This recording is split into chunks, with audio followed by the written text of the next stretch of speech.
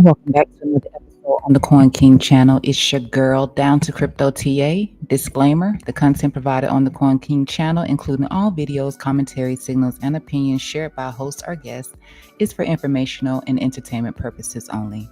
Nothing presented should be considered financial investment or trading advice. Always conduct your own research. Always conduct your own research and consult with a licensed financial advisor before making any financial decisions. The Coin King and its guests are not responsible for any losses incurred from trading or investing based on information shared on this channel. All trades involve risk. All right, we got that out of the way. Let's jump over here to this chart. So I'm kicking things off this morning. Casual Friday. Looking at Ethereum. Oh, nope, this is not Ethereum. Yep, it is Ethereum. I'm on the wrong channel. So it looks like we might have a little bit of a head and shoulder coming in here on Ethereum. Now, as you know, yesterday I did enter into a short position, and it was based on this little section you see over here. So I took a short on here. We got this little wick down here and a quick reclaim. And then I realized, I need to do something different. So I switched from my, actually I did not switch. I hedged. I hedged against my my short position because the wick dropped and it happened really, really quick. And by the time I realized it, it was just as we were getting ready to break up through here. So I hedged against that position, just doubling up what I put into the short position. And so I ended up in profit. The short, of course, was a loss because I did take the profit when we dropped down here. But I hedged, and so it was a win-win. So I didn't lose any money. I actually made money, even though I, was in both the short and the long. I made money off of the long. The long covered my short position. So again, it looks like we might have a head and shoulder here, and the measured move will be down here to where the golden pocket 786 is located. So I'm leaning towards the 786, but that would also mean that if that is validated, then this little white line right here will start to move outside of the dynamic cloud. The dynamic cloud will start to rise a little bit more, and things may start to look a little bit more bearish. Now, something that I was noticing yesterday, now I don't see it here on Ethereum per se, at least not here on this 4-hour time frame here. But on Bitcoin, I did notice it. But let me take a look here at the 1-hour chart. I just needed to really zoom out yesterday because things were looking really trashy. In terms of the pump, like, if you were in a long, then you absolutely made money. But there were a lot of trashy things happening as well. So open this up. So you can see the bear div, right? So just bear div across here. Let me make sure that one was a bear div. Yep. That was a bear div. That one was a little bit exaggerated. This one right here was more pronounced here for the bear div, which is why we're probably seeing, this potential head and shoulder formation. Now, we've already broken the neckline. It just has to validate the measured move. And until the top shoulder over here gets invalidated, it is still in play. And the same situation is showing up in the chart for Bitcoin as well. So if I take us over here to the Bitcoin chart, take us back to the 15-minute time frame, and I can already see the lag happening this morning. So please forgive me if my screen blacks out. I am here. So Bitcoin, same situation, showing that it may have a head and shoulder formation. Now, I did not measure this one out. I'm simply just going to look back down here to where we got the bounce from. So we got the bounce here from the golden pocket. Now, this is something that we did look at on stream yesterday. I was saying, again, with both, I wasn't expecting much, but I could see that some sort of a selling pressure was going to come in. And then there was a pattern that followed behind that. So I captured all of that. I didn't need to take a new long. I was already in a long, and I'm still in my short position as well from up higher. So we got the wick down here. Right here on the Binance chart, you can see that it missed it by a few dollars here. Let's see, that low is 115,632, and this is 115,613. On other exchanges, it did hit it exactly, but here for some reason it just a few dollars off from hitting it here.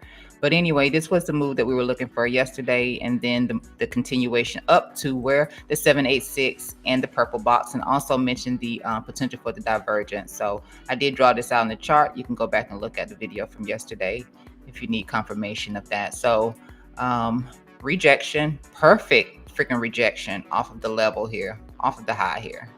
Perfect freaking rejection. Like, it barely even pierced that top.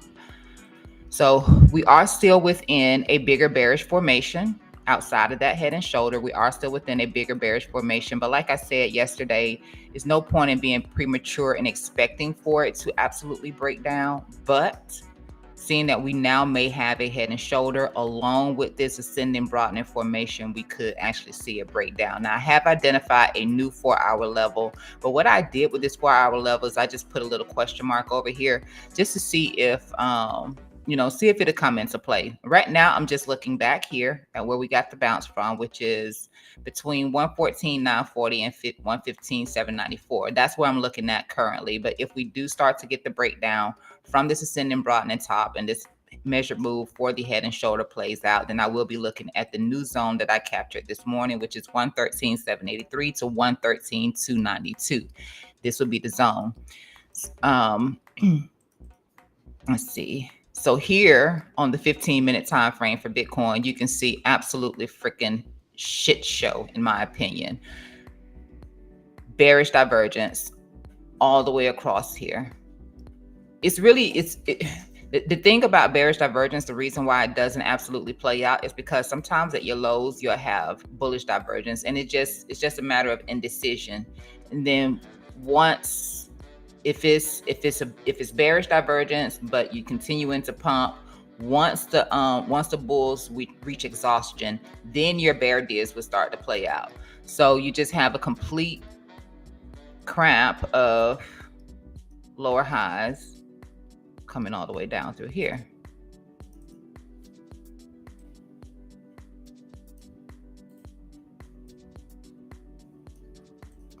So we just had these lower highs coming all the way down through here. Now this could sometimes be a pattern. I do look for that, and I look for it from this indicator here. But yeah, just bear div there, not here, but bear div here, and then finally we're starting to see that play out and back testing. A little bit of a rejection here to see if we can get that continuation down. Now, if I take a look at the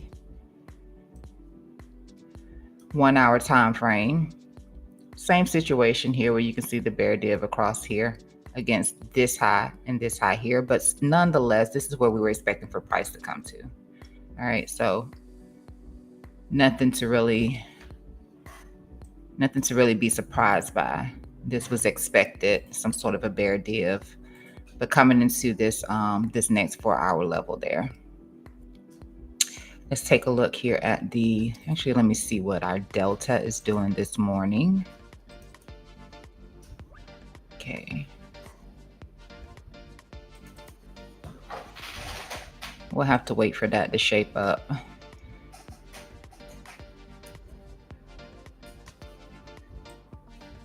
And then let me add this arrow here as well.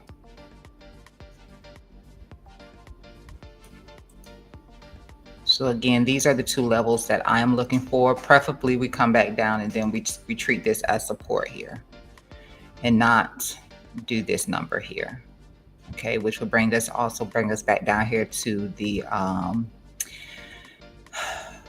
larger trend line. Let me just put it like that. So we have a larger trend line here. We have the ascending broadening formation here, which we could break down and break beyond this point and come here and back test this trend line here. It's a lot. I know it's a lot. Okay. So that is what I will be looking for. This is just a 4-hour time frame. Let's see if there's anything significant here on the 4-hour time frame. Nothing.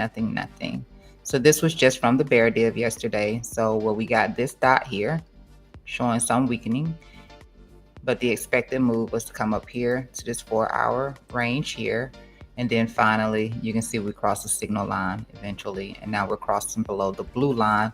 We'll see where this might find support at, the same way it did over here. We'll see where it may find some support at. All right, and let's take a look here at so we may have a few things developing over here, still above the zero line, so that's a good thing. So just keep watching this to see what we get. But right now I'm leaning bearish. Not totally bearish, but we're starting to get more loans coming into the market. So I'm going to take you back over here and we're going to take a look at the secret sauce that we talked about yesterday. All right, right, a little bit of a rejection here from the daily time frame, but nonetheless, I still think the daily time frame looks absolutely nice. And I will continue to feel that way until we start to, if we don't do something like this, we would at least have to do something like this. But until we start to break this line down here, once again, I still feel confident on the daily time frame at this point. All right.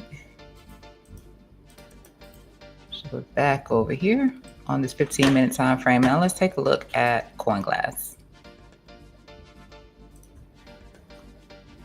All right, so yesterday, I shared with you that this can also be an indicator of how you can find long entries and short entries just the same. So you can see we're starting to put in a few more green bars and less red bars, which can give market makers incentive to come lower. Now, it's not enough orders in here just yet along the lows, but the more longs that attempt to step in, then the more enticing it will be for market makers to bring the price down.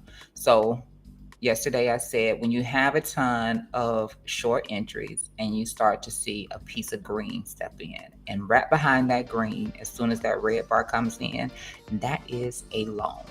It happened right here off of this wick and bounce. We saw it over here too.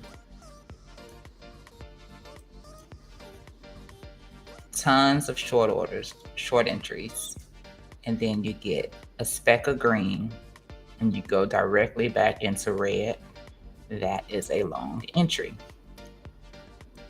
because there is nothing down below for market makers to want to go take. There's nothing there, not close enough anyway. Little specks of green, you go red, you go long. I don't want everyone to know the secret, because the more people start to catch on to this, then the more people will use it and it won't work anymore. Okay, so that's just a few examples of how that pans out. But now we're starting to get a few more longs stepping into the market. So I'm looking down. I am looking for some more downside as long as longs continue to step in. After seeing that move yesterday, it would entice anyone, but bear did for sure. And I do believe money flow was also like coming out, overextended and coming out.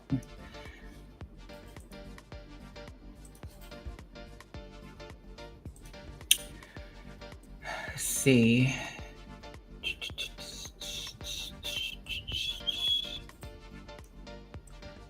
I'm gonna go through a couple of other early things early today too. So I'm gonna cover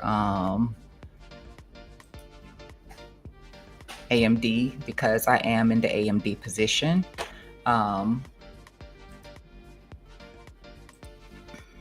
So AMD, it did get rejected here yesterday. You can see from the trend line that I had drawn out here that I shared yesterday, it did get a little bit of rejection there yesterday. Didn't come down too much, and pre-market we're already back above it. So I'd be looking for AMD to get back up here and possibly continue onwards, upwards. We'll see how that goes. But so far, this is playing out nicely.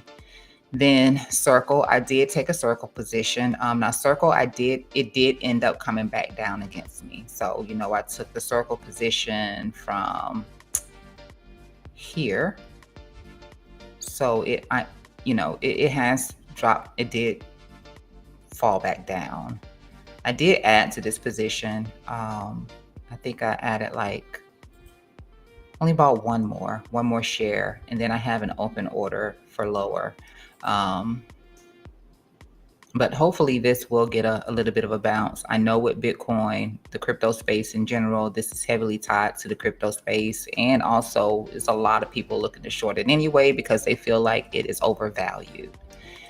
And plus, they're looking at competition, but I don't think that there's any competition for people who've been in this space that long to look at something else and be like, yeah, I want to buy their coin. Like, no. No. So that's the Circle situation for me right there. A little underwater at the moment. Be looking for the bounce. If it doesn't happen, it doesn't happen, and then I just sit on it. All right. Amazon,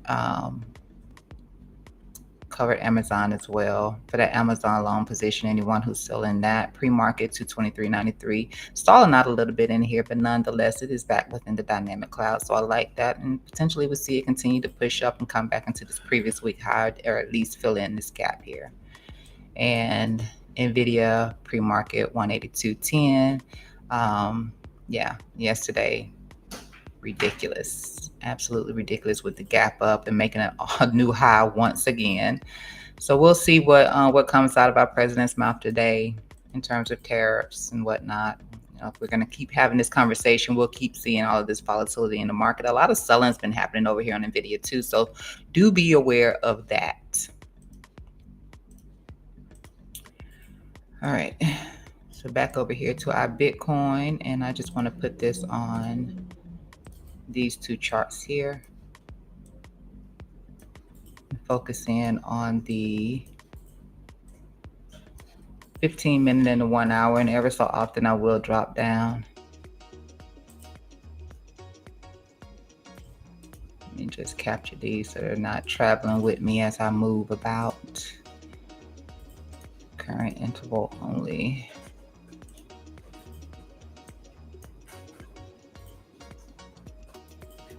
In fact, let's go ahead and measure this out for where a potential move would be, so we can see what sort of confluence we would have.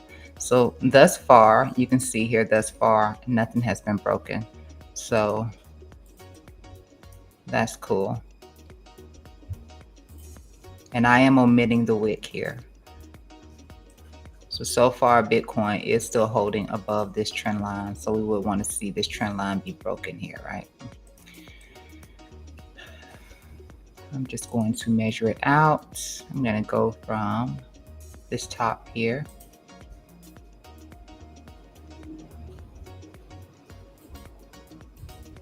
It came down too far. My magnet. Hold on. It is this line.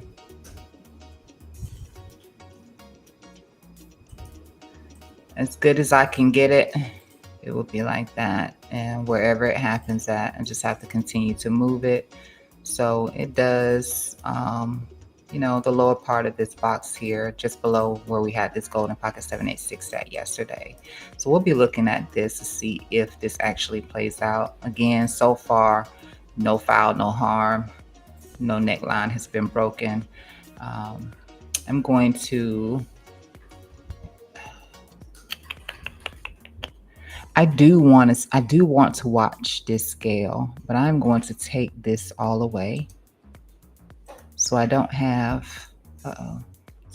too much stuff going on the chart. So I'm gonna take that away, and take that away, and we've already done this golden pocket 786 here. Going to take it away. And then that way we can just simply be aware of this.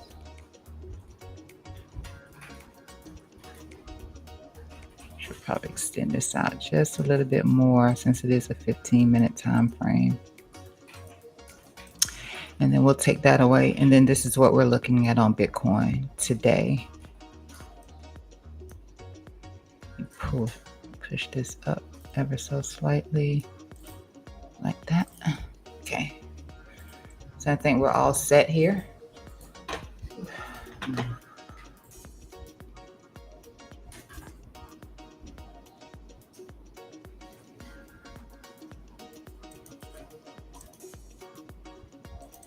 And then you can see, actually I don't even have it on down here.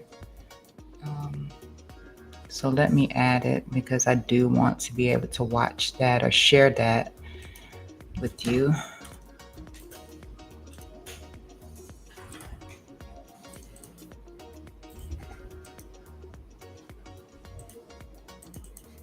That's simply this here. So you might bypass it once.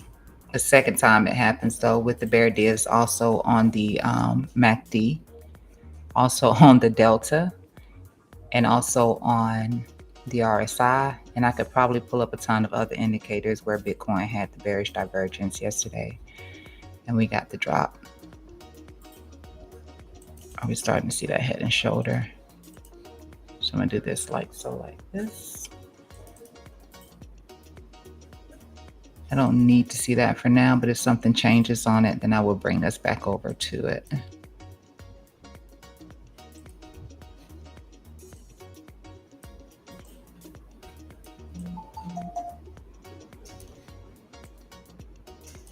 And then I can leave that one on. Now, in terms of the, I know we usually look at the Bollinger, and take a look at that real quick. All right. So a little bit of a squeeze coming in here off of this right shoulder. You know, we had a squeeze here on the left shoulder and a squeeze here on the head as well. All right. Well, like I said, we're still above this neckline. We're still above standard deviation 2 at the moment. Nothing changes until we break the neckline, and then we start to see an expansion here from the Bollinger Band. I don't want to leave this on because I don't want it to be too much noise on you guys. If it is, let me know. I will take it away. Or if it's not, then I can just leave it here. You know, you can see through all of that. I'm used to filtering through noise. So, all right.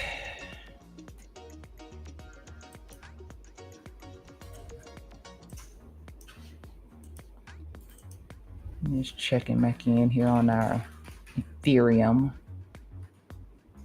Let me see.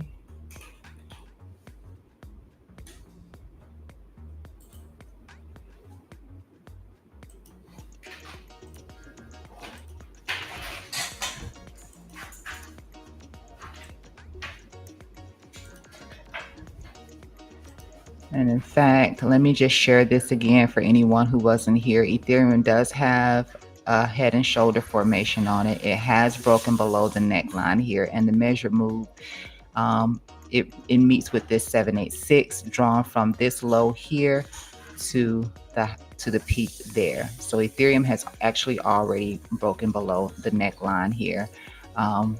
Yesterday's pump, you can see the bullish divergence here from this formation and from this falling wedge formation here for Ethereum. So now that I've shared that, I'm going to take this indicator away.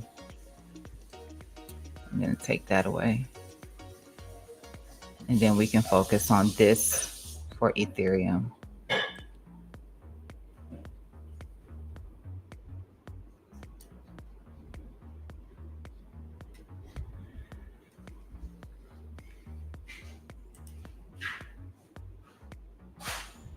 And let me know which one is more important to you. If you rather focus on Ethereum or you rather focus on Bitcoin, let me know. I'm cool with either one of those two.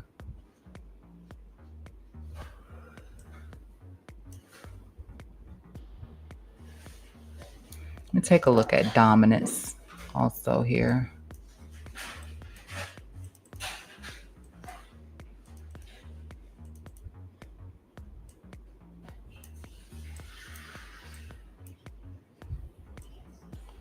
Take a look at all four real quick, and then I'm gonna take us back over to Ethereum then. All right, so Bitcoin dominance down, back down here at standard deviation 2. We've gotten a few bounces away from the standard deviation 2. So, you know, we're just still bing bonging in here until we lose it. And then we do start to see a drop below the ascending channel formation that Bitcoin has been in for quite a while. So it's nothing for me until we actually lose this. I know, you know, the fast move was this thing here. This was the fast breakdown here, or you could do it like this, and then the back test, and then the drop. But this is the bigger play here. So the bigger pattern is the ascending broadening channel here. I mean, not ascending broadening channel, but the channel, the rising channel formation. I'm still stuck on Bitcoin a little bit right now. All right. So that's that for Bitcoin dominance. Ethereum dominance coming down ever so slightly over here.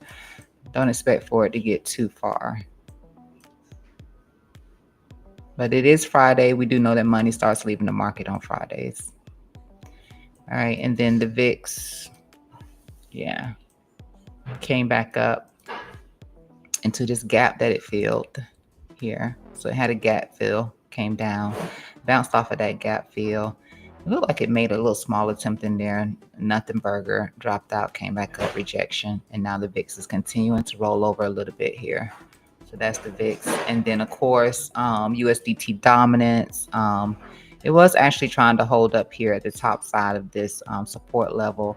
This is the macro trend line here for USDT dominance. So again, USDT dominance is in a place where we can see a strong push up from it. And as you're all already aware, this is the macro trend line here for USDT dominance, where it has found support multiple times. You could also draw it to capture each point down for more touches, but yeah, we're here.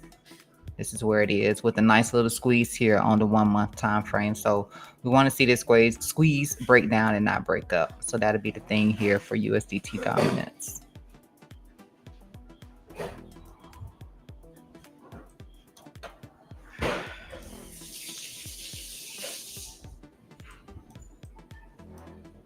So that is what our dominance is looking like today,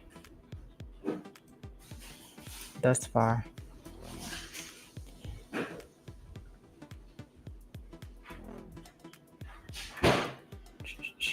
And if Ethereum does make this full move, if it does, just if it does, because we can't be guaranteed, for sure. It's a 3.72% drop. It's not a, it's a tear in the bucket. And the rest of that.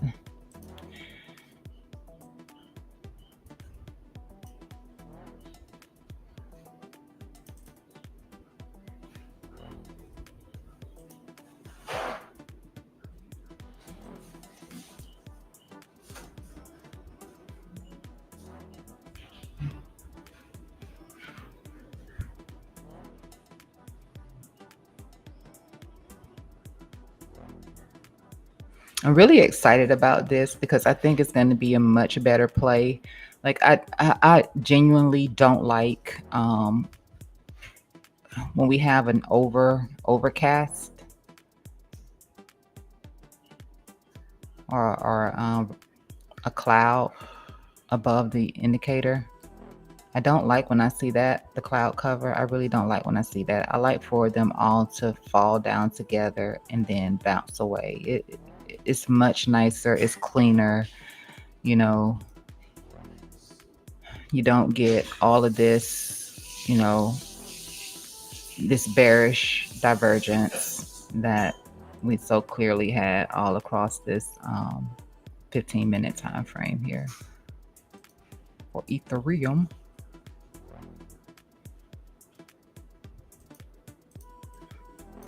You don't get all of that. Yeah. Bear div, bear div, bear div. You don't get all of that, so I prefer to take a position when it's like that.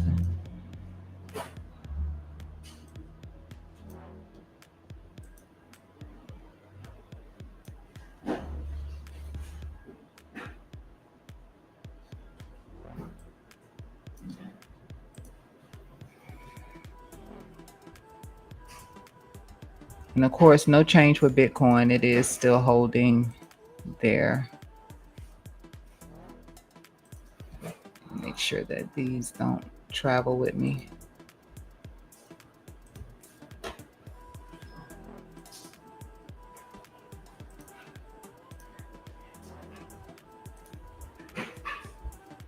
I think the max I'm going to zoom out on Ethereum is going to be the 7-minute time frame. That'd be my max today.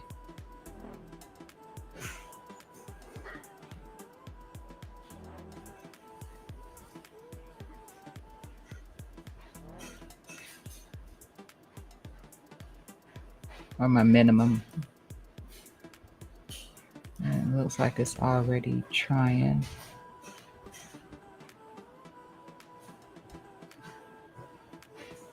Already starting to get some sort of a little small rise over here, which could stop any further moves down. We're already attempting that in here on that 7-minute. So while I'm here,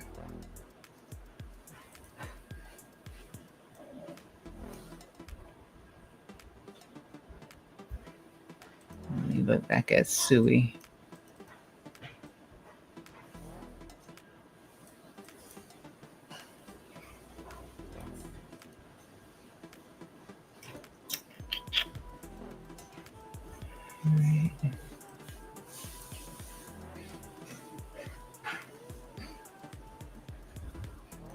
It's a decent recovery.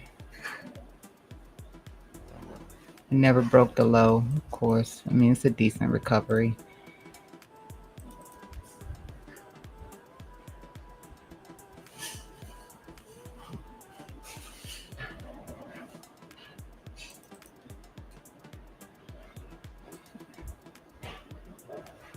I'm just going to draw this one from that low to here.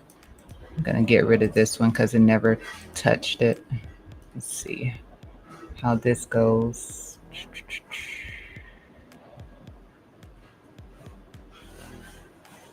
It's already had one bounce away from this high over here. So I'm just going to have to lean into this golden pocket this time.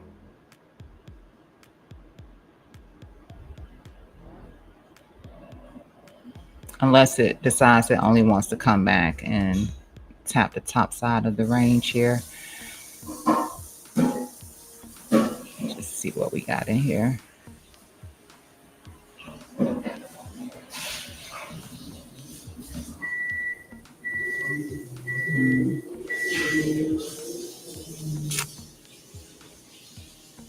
See if I see a pattern anywhere.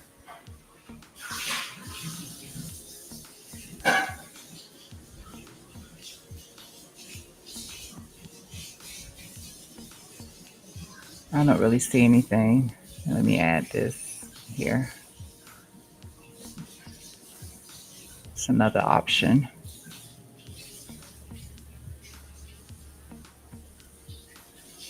See BNB. I'm not getting this, obviously. Let me take this away. Oh boy.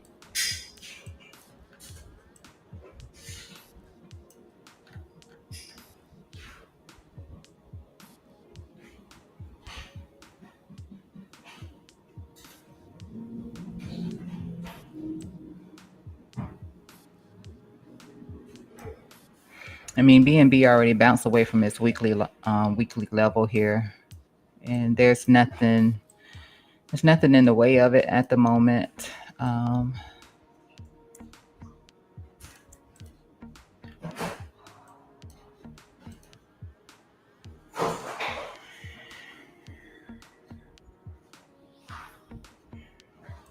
on, sorry. 38.92. I just need to see what we're back worth on that. It's really nothing. It's already tapping this and getting that reaction. Thank you.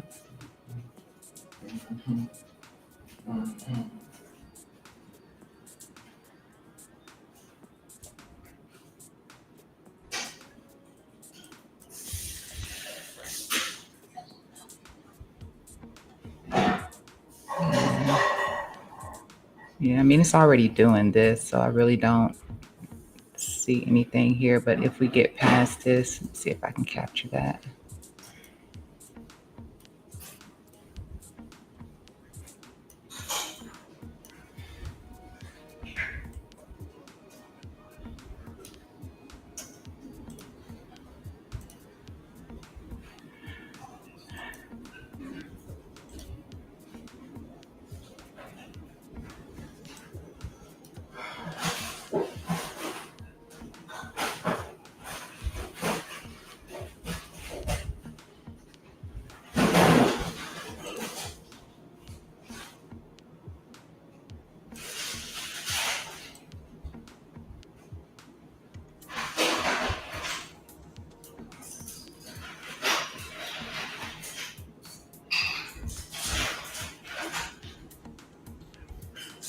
Yeah, it wouldn't need to drop too far.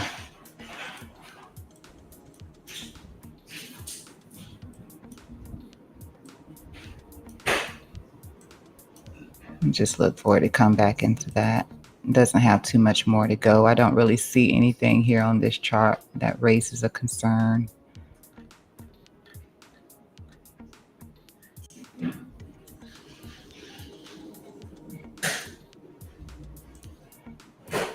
Let's see ADA real quick.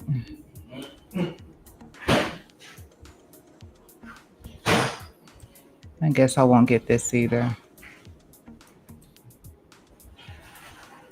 So I should have bought it when it did that, when it broke that trend line.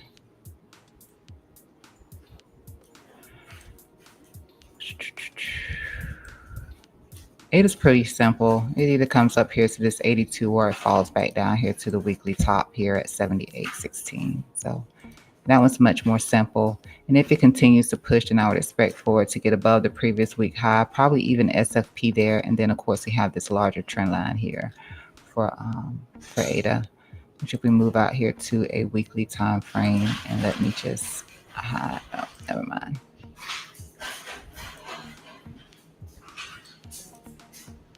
You can see what that trend line is. Tap, tap, tap. And I'll be looking forward to get back to there. Okay. That's on ADA.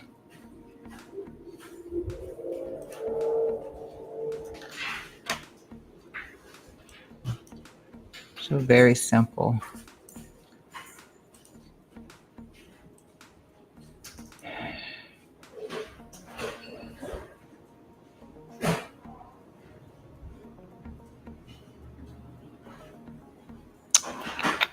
I'm gonna raise the bar on this one, even though we're already seeing the reaction from within here. Just gonna raise it and set it here.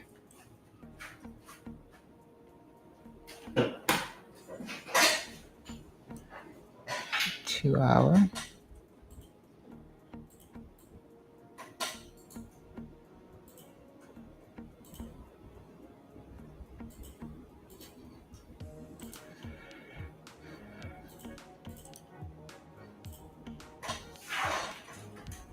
It would be exactly this, if anything. Uh-oh.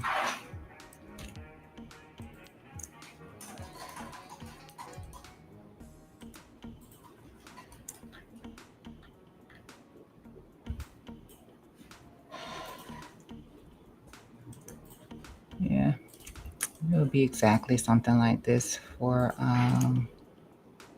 H bar. Just in the event that it pulls back down a little bit, then that is what I'd be looking at. That looks pretty good here, here, and then coming up, I expect a lot more out of H bar. So at least back up here to retest the standard deviation 1. Yep, standard deviation 1 or bandwidth 1 here from the VWAP.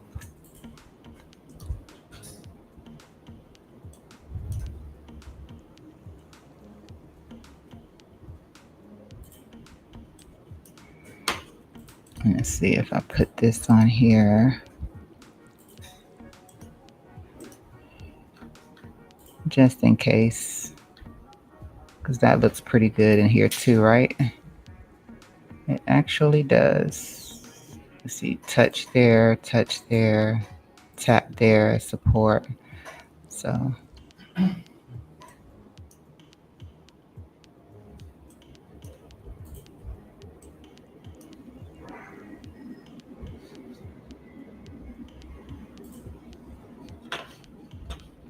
switch one of my screens over here so I can see Ethereum.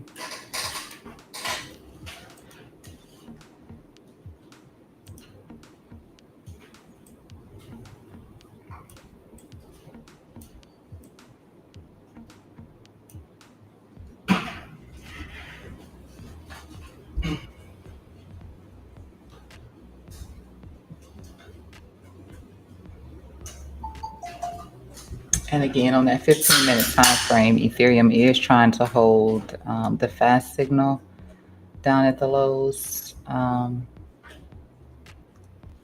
It has bounced from that before, but currently I don't see, yeah, I don't see a reason to want to jump into along just yet. Still want to see if we can get this measure move in here.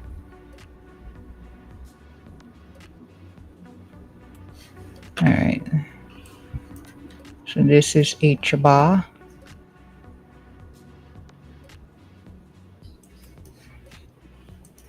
Let me see if there's anything I need to see here.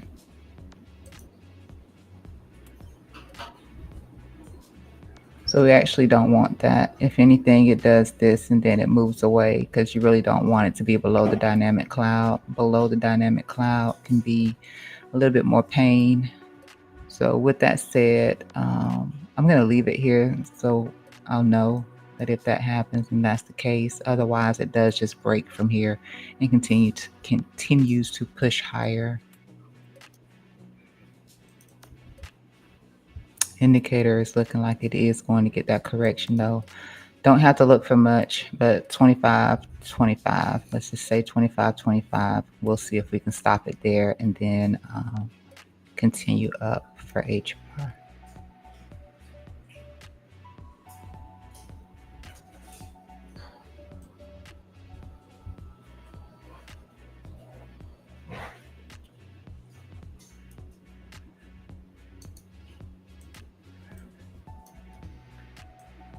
Doesn't look like I have my levels on for HR, so let me just check. Okay.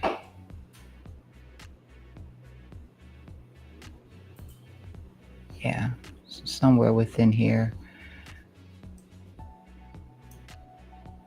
The next weekly range is there, that 27,184 to 28. So it's right in between the golden pocket 786 here to get back up to that next range. Clean bounce off of that lower one here.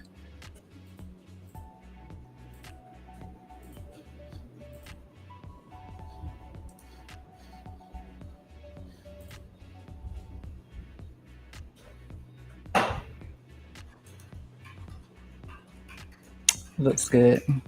That looks good.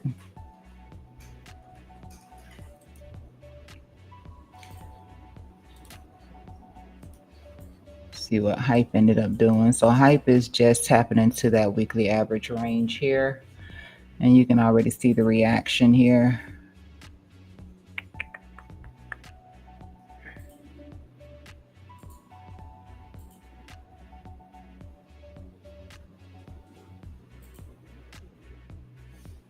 Put an invalidation here for some reason. I didn't put a note on it. I don't know why I did that.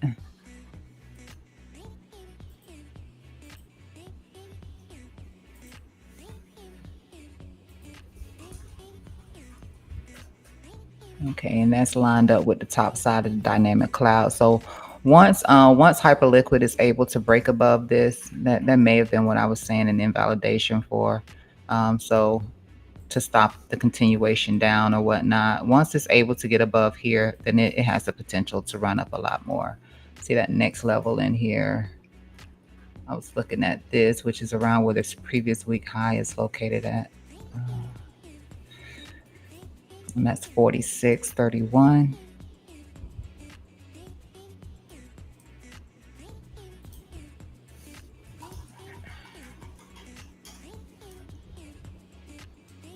So yeah, just got to get above this previous week high here. Don't want to see it come back down here. You can see how it started to hold within the dynamic cloud pretty well here. Got those few little wicks there, momentum bar. So don't want to see it do that, but if it does, actually you just don't want to see that.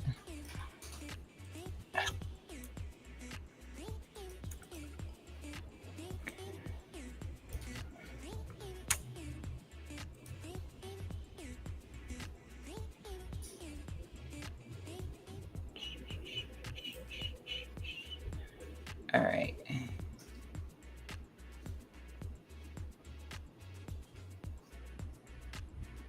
I'm just looking at Ethereum.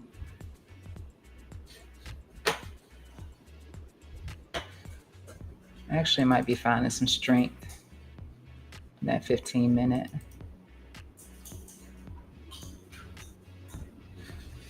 I'm gonna go back to Ethereum real quick, and then I'm gonna come back over here to this stuff. Let me see that one other thing I wanted to look at before I get off of this one. All right, so hitting a little bit of resistance here at the 200 EMA and the 400 as well, where we have the weekly at. So that's what the invalidation must have been about again. Yeah, just having to get above this level. Otherwise, it would just be a low, it would get rejected here and continue back down. Um, but that's it for hype. If you're trading hyperliquid, that's what you want to see. You want to make sure it gets above here. And currently, you can go off the 400, which is at 41,140, or you can just look for that 41,63.7. That's much clearer. If it's above here, then that's a lot clearer to say, hey, I feel like I'm safe. And if anything, it comes back down and it back tests the weekly average range.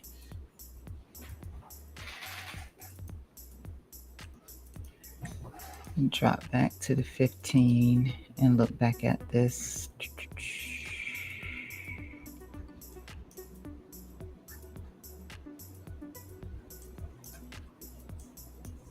So this is trying to hold. Now, does it come up and get the rejection? That's going to be the thing.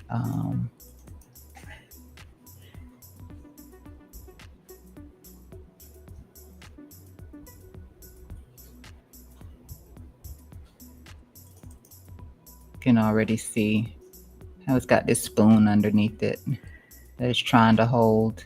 It can just be another, a little bit more whipsaw price action here.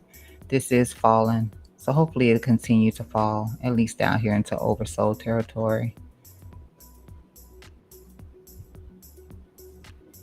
And you did in the past get a few nice little bounces away when it did it there. This is the blue signal line here, but when it did it here, you got a nice little push away. Did it over here, you got a nice little push away. Over here, the same thing. So for me, it's a no-go for me at the moment, but if you like that, then you can jump in on it and see if it'll give you, if it'll invalidate this potential head and shoulder. So you're just looking for it to not get rejected here and then to get acceptance back in, if you like that.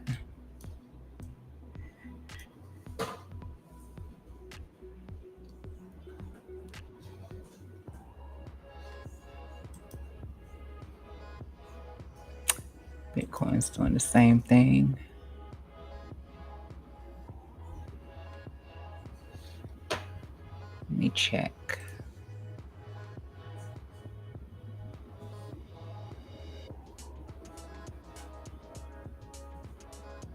I'm still seeing longs come in here on Bitcoin.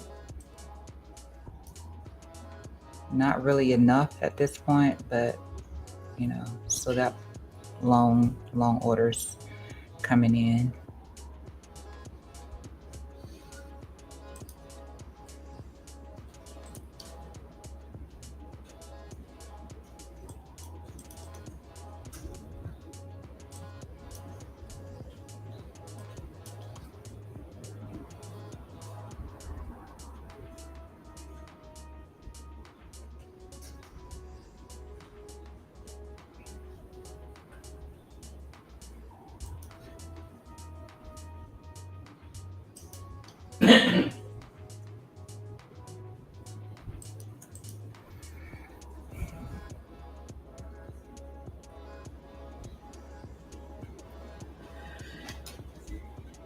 See what we're doing.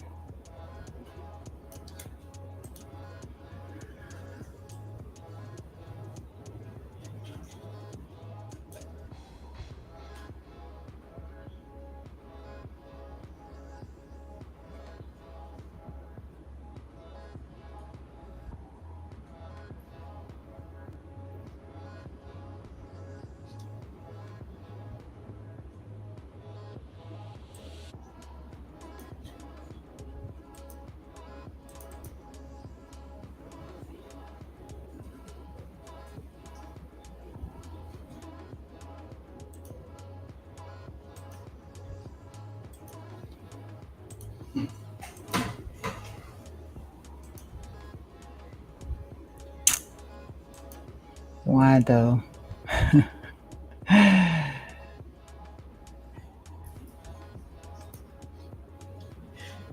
Mm-mm-mm. A little bit of bullish divergence down there.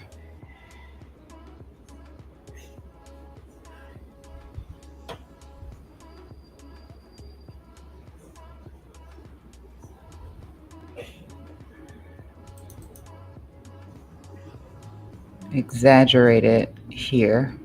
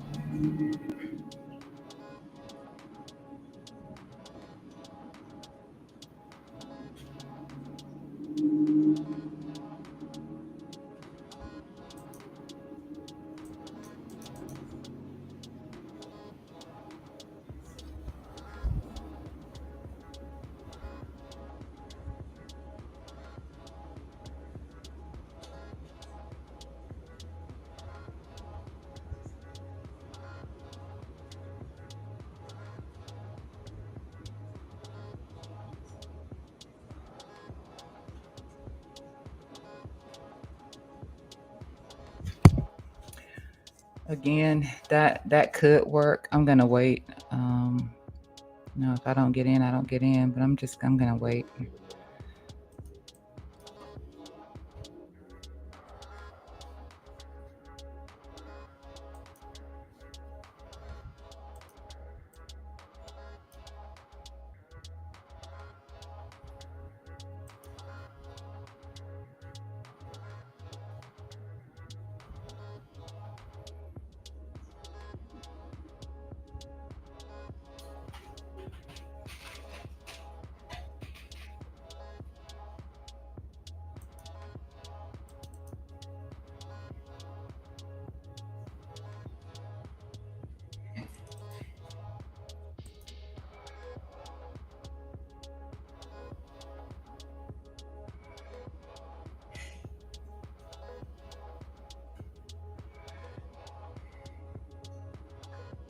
Now, Bitcoin, on the other hand,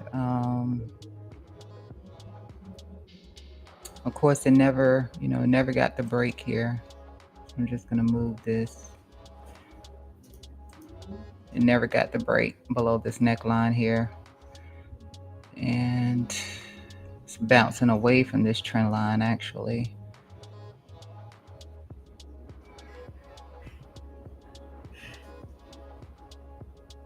It's coming back up.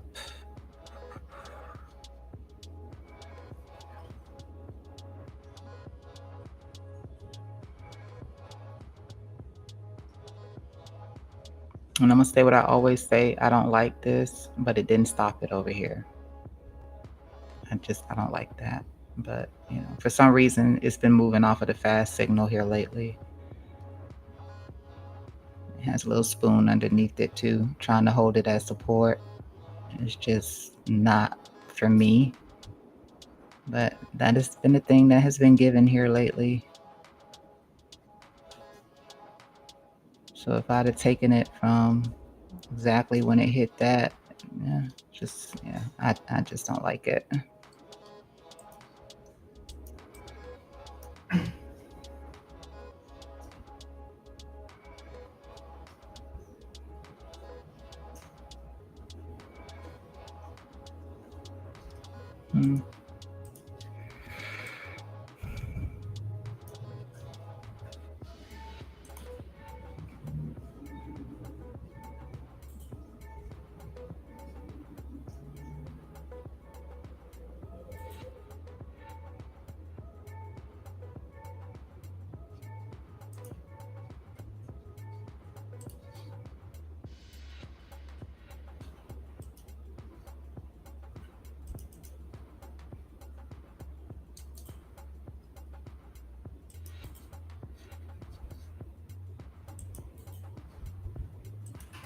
I bet it's an EMA here, likely. Yeah. So the 10 EMA.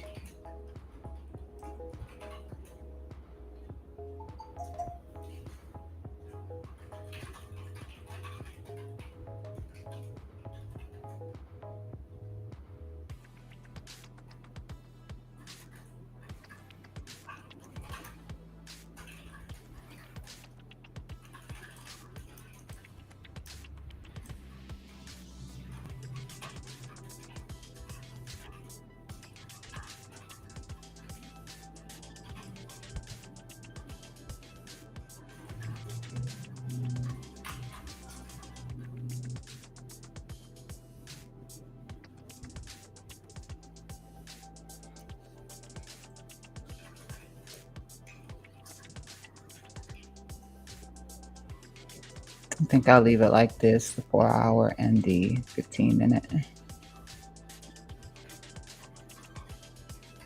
A longer term view.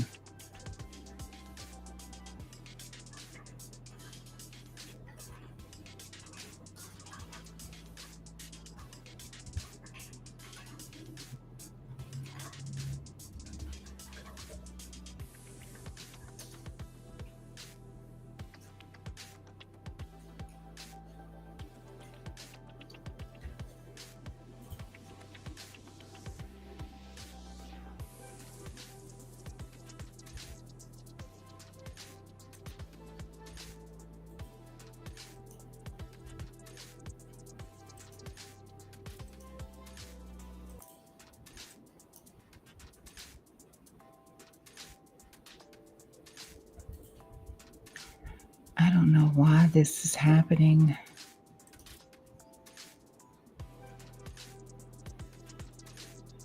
Let's hit cancel.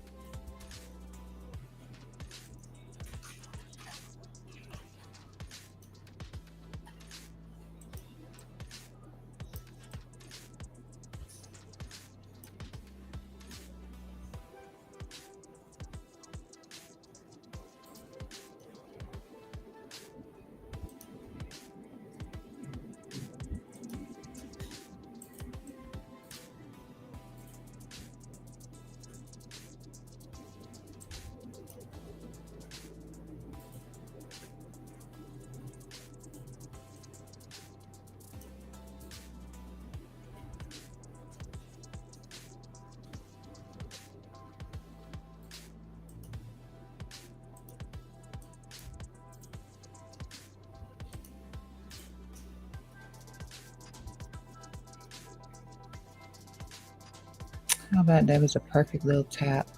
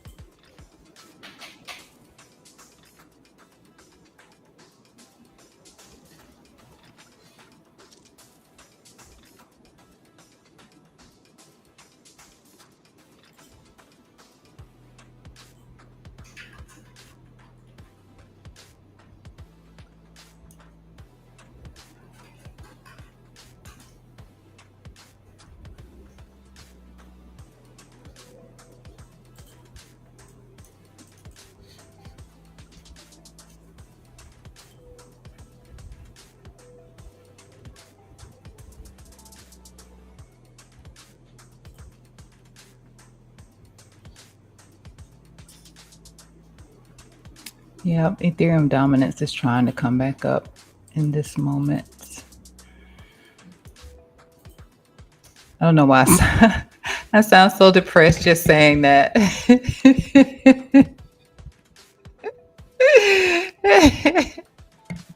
And I should be happy for anyone who's happy. Anyone who's profiting off of Ethereum. I just sound completely depressed about it. Oh my gosh.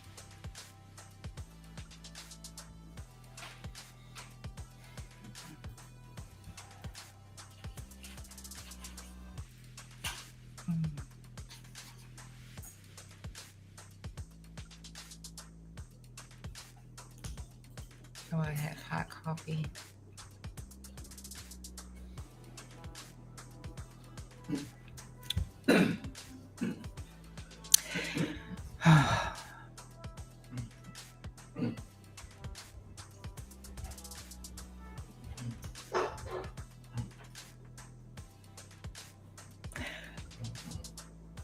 Eee.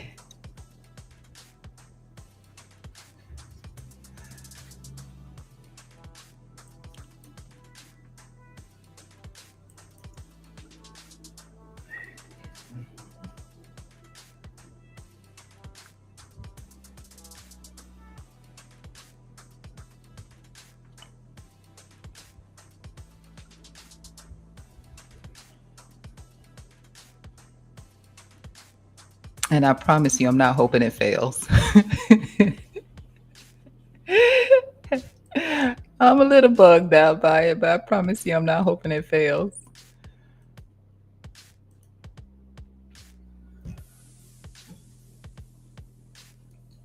And it's already gotten above the level it wasn't getting above before. That's kind of bullish. The little bit of exaggerated bullish divergence here, and then the bullish divergence from the delta. It doesn't mean that it comes up and then invalidates this head and shoulder, although it can. It doesn't mean that. It doesn't mean that it is prepared to come back up here and take out this high. But it is an indication of it having a little bit more strength.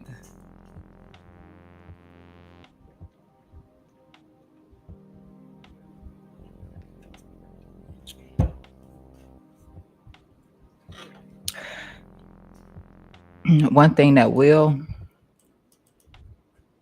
let me see, just stretch this open here.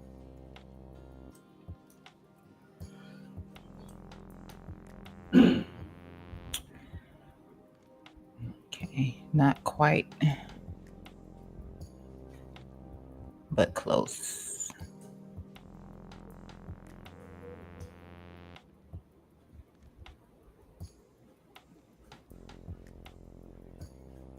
And what I'm looking at here is I'm looking for the delta, the cross above the MACD.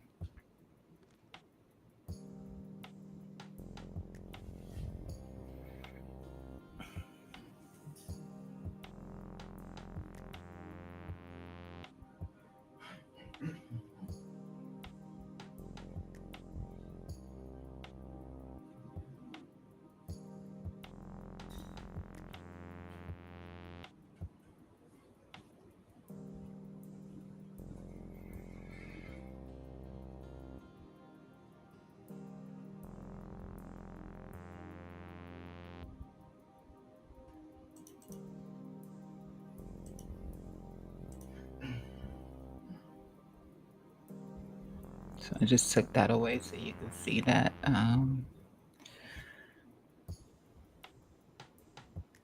This is the actual delta. And the MACD is here.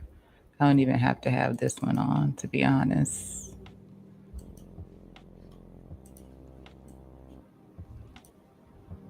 Because all the MACD signal line is the delta crossing above the zero line. That's all it is. So you really don't even have to have it on the chart.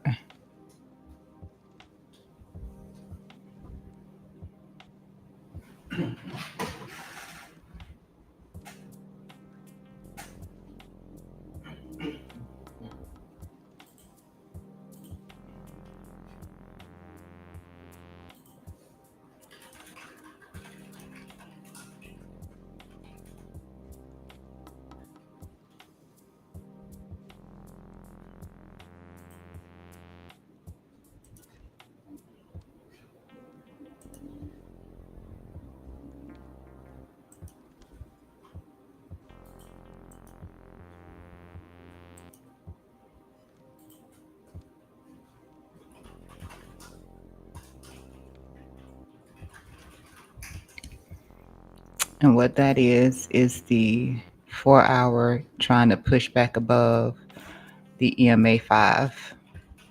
That's what that is. Because that's where the EMA 5 was at when I just clicked on it. So this is trying to push back above the EMA 5.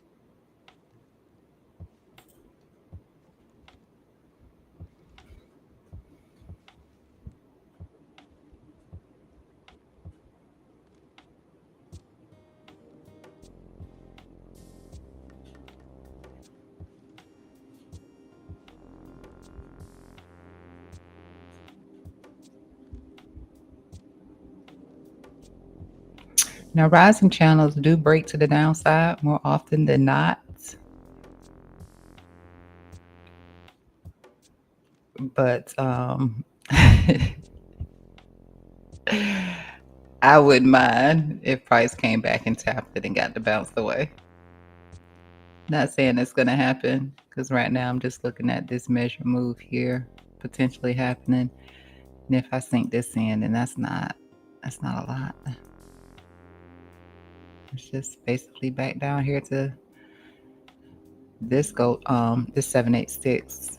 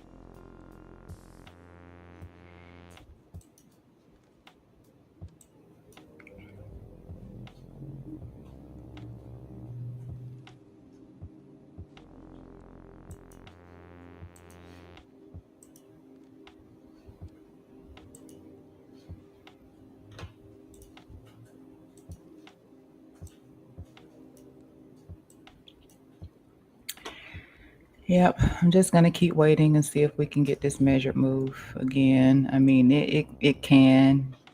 I like that. I do like when the delta crosses up the MACD. It's not an immediate buy signal a lot of times, but sometimes it does hit really well. And a lot of time it's just leading into the fact that, that recovery is around the corner.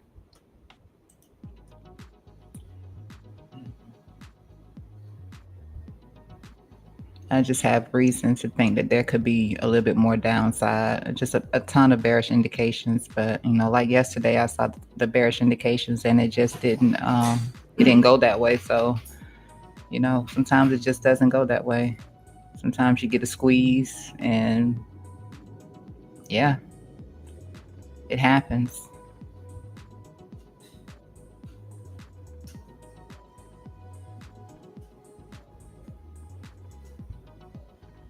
You either change with the wind or you get blown away.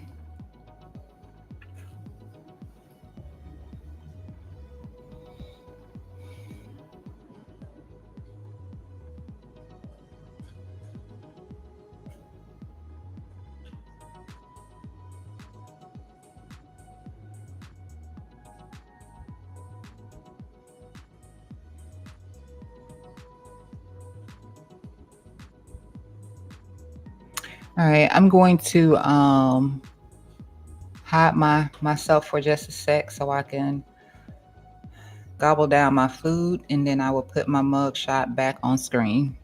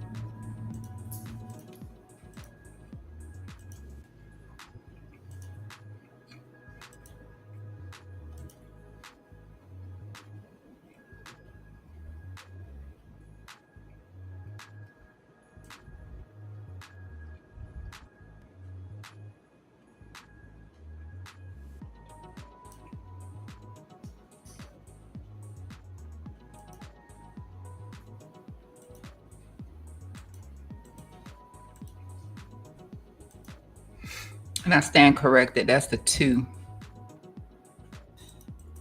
I not have something on over here? I didn't have the 10 on. So that's the 2 and the 5.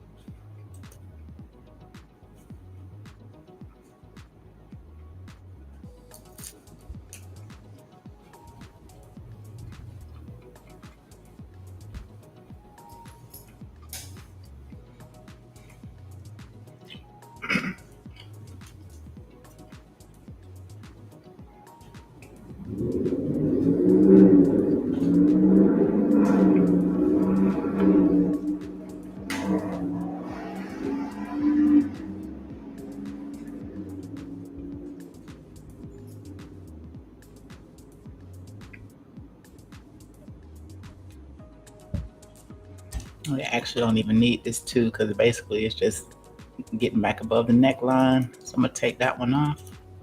It's too fast anyway. Your 5.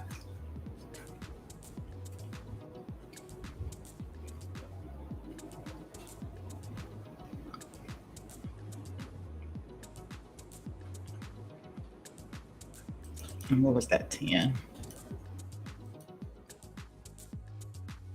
Close to so I'm looking at price action getting to for the measured move.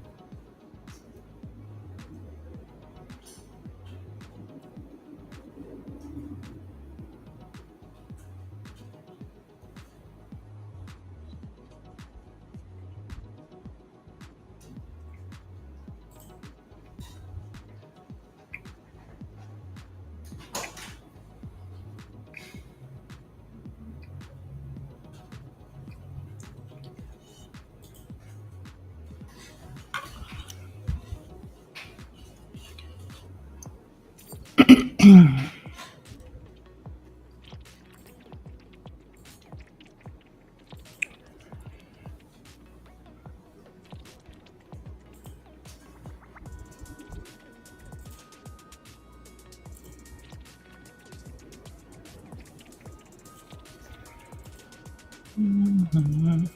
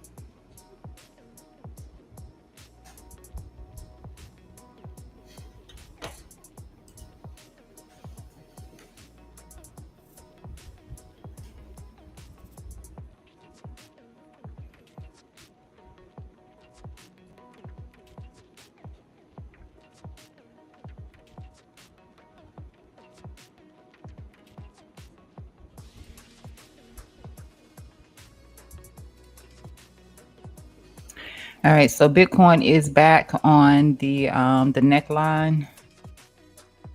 See if we can get that breakdown below that neckline to confirm the head and shoulder. And then from there, we'd be looking for an invalidation. If you're bullish, you'd be looking for the invalidation. And if you're bearish, of course, we're looking for it to come back down into the purple box from yesterday, the lower purple box. And the golden pocket 786 and the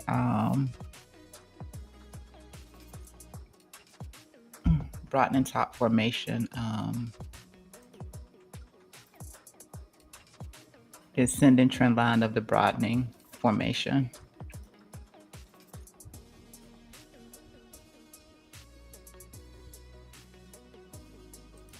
This one I had these locked in place.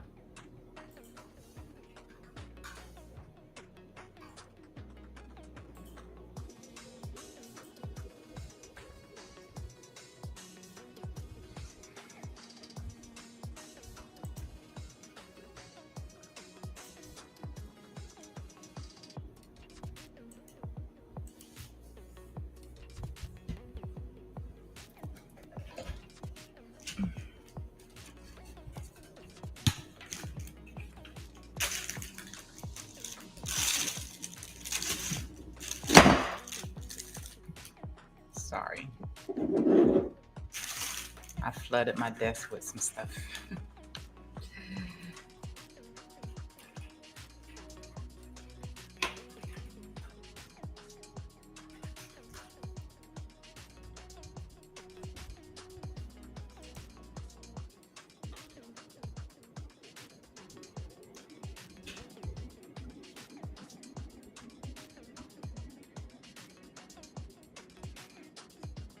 I don't think we have any data coming out this morning, but let me double check. Be sure about that.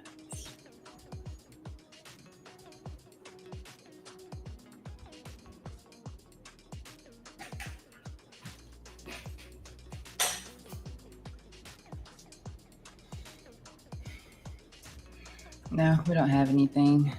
Not today. I woke up this morning considering closing out both my long and my short on Bitcoin. It was just that kind of mood. And then I said, don't. I heard Biden.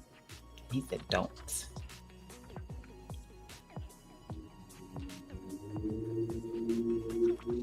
But to be honest with you, I'm just not feeling the space too much right now.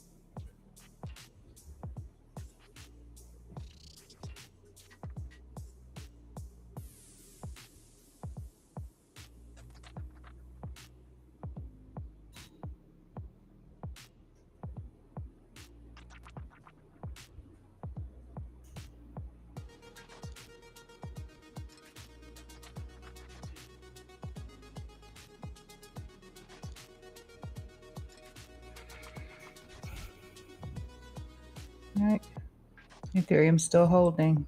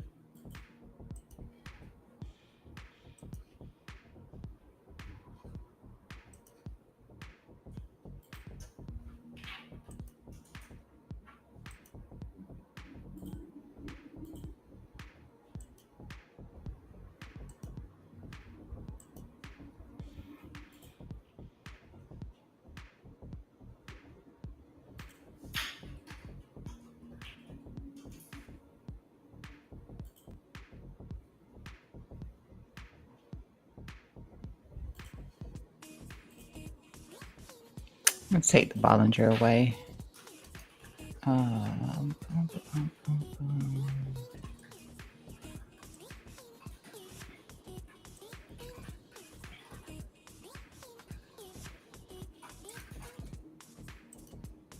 I'm over on Bitcoin looking at this. Let me see something.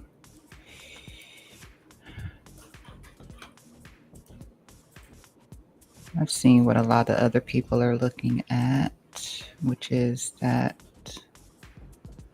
top little trend line there. Don't like it. Have my indicator and see if I can make sense out of it.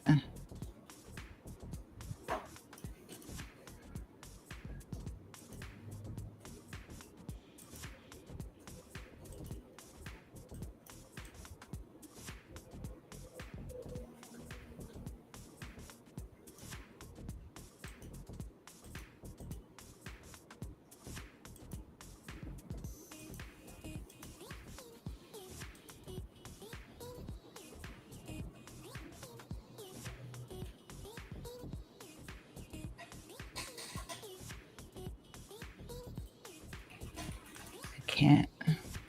So I'm going to drop that.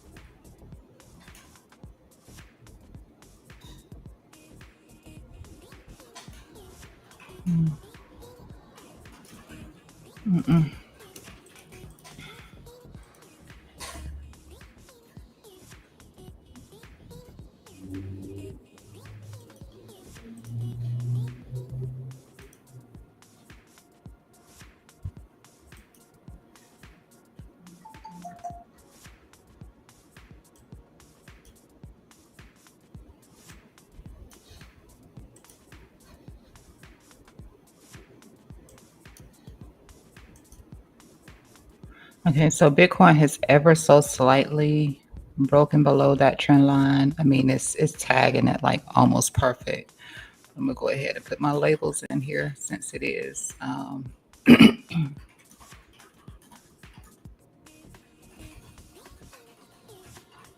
It is slightly below it.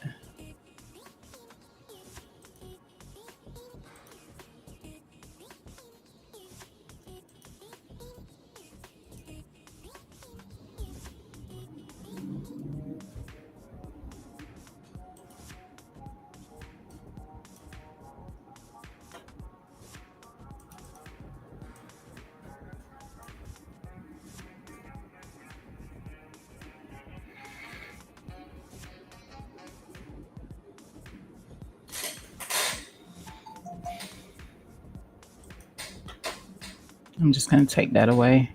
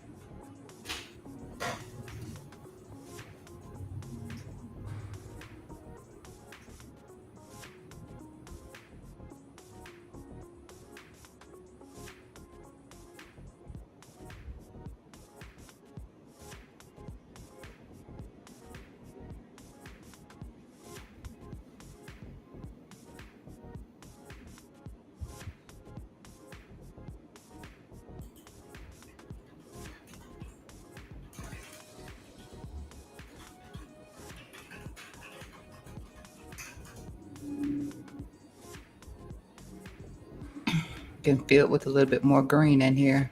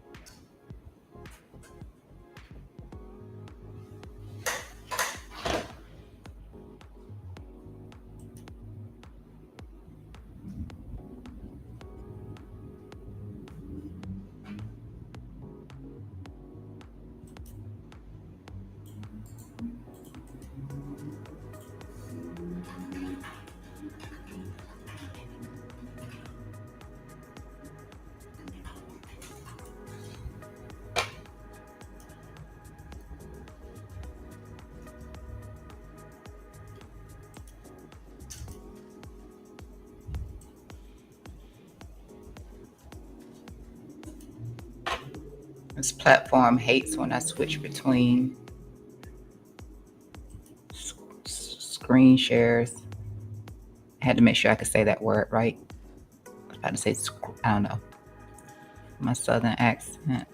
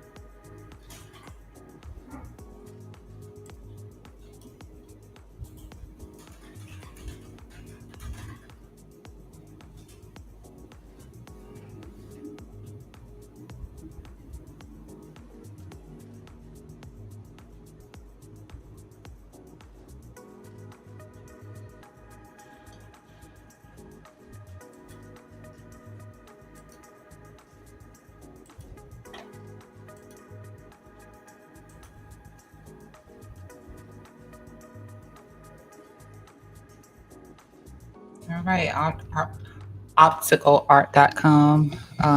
I'm waiting. I wouldn't tell you to short at this point. Your short would have been from here.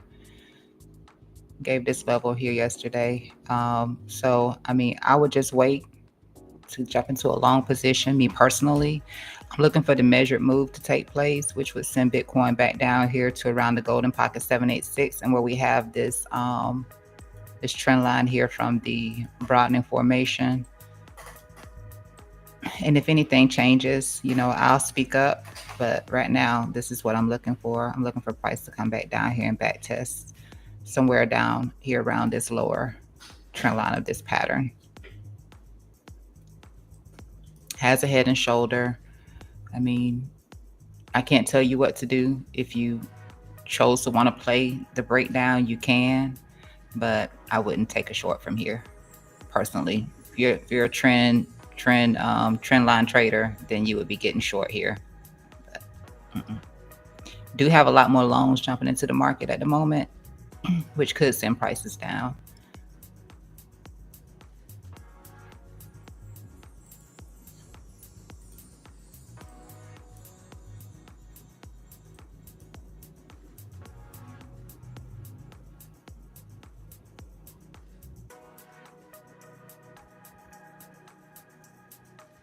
Yes.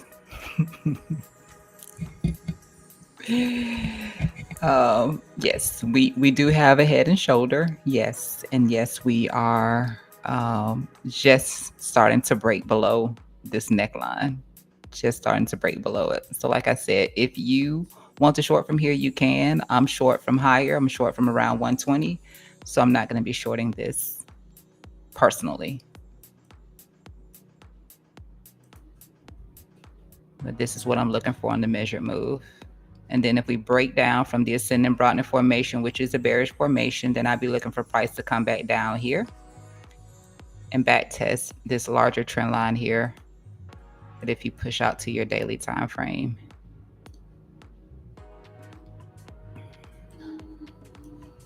you have this trend line. So that's my outlook.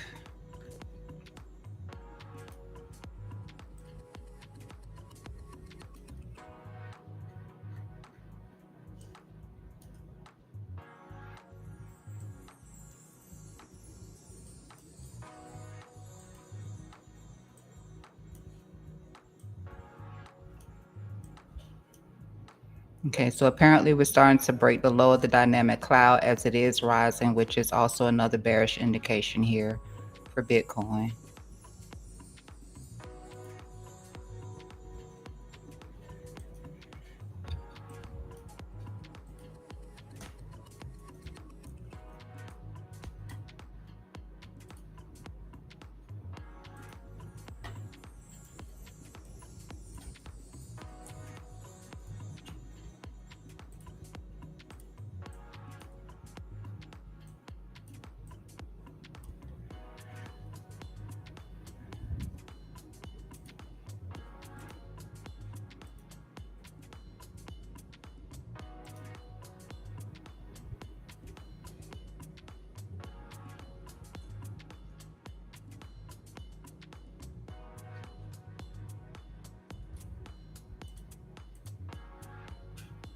And I'm just checking what I'm looking at here.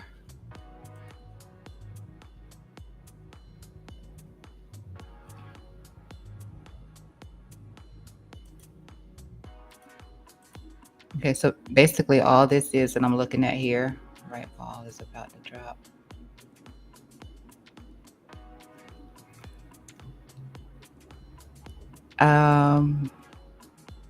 Okay, so there are no indicators on this side. I do use indicators and I can also trade without them, but thank you for being here, Optical.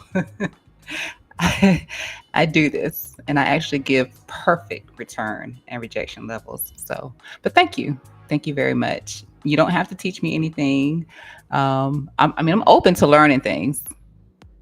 I'm open to learning things. Okay, but what I'm looking at right here, for anyone who's here to get some more information, is just a return on the my second Bollinger, which gives it a return here, which is just to the lows here, and where we start to expand. So just trying to find confluence between what I'm looking at with price action and the indicators.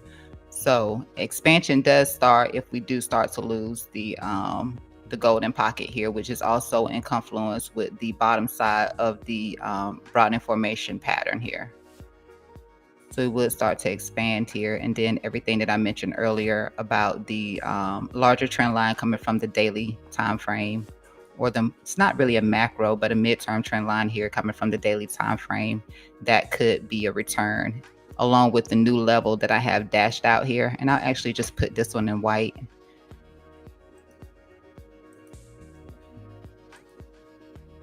Because it is a newer level that just printed off of the 4-hour time frame.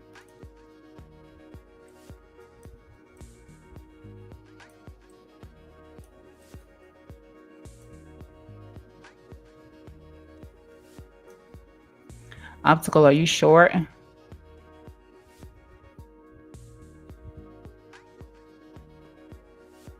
Congratulations on your 77K subscribers. That's a big deal.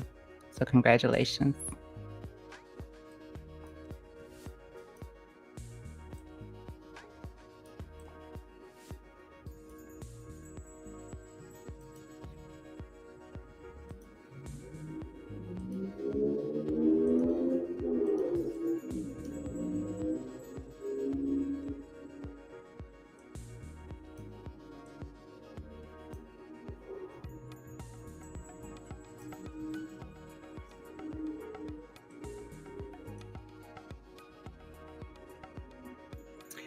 Okay, so can you tell me what the bigger picture is?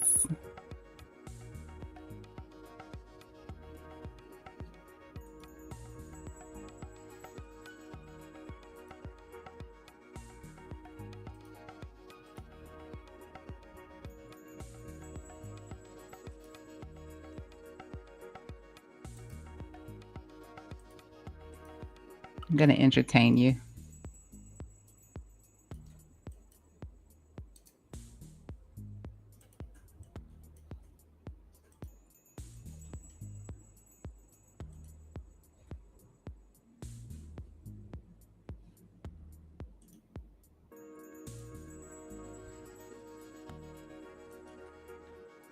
I don't think I have anything over here that I must have. It's a Coinbase chart. So I'm going to delete all of my technical analysis from the chart here. Make sure I give you a very clean one. No, can't do that.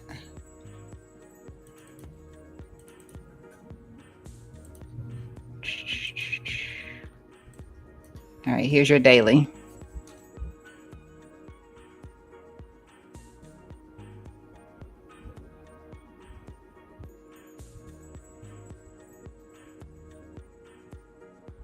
Are you talking about this trend line here? Because I really don't need to do that, but hold on. Sorry.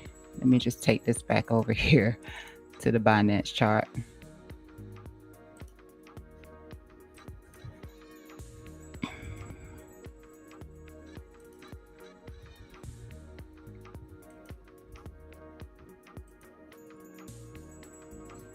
Actually, you would probably see this better from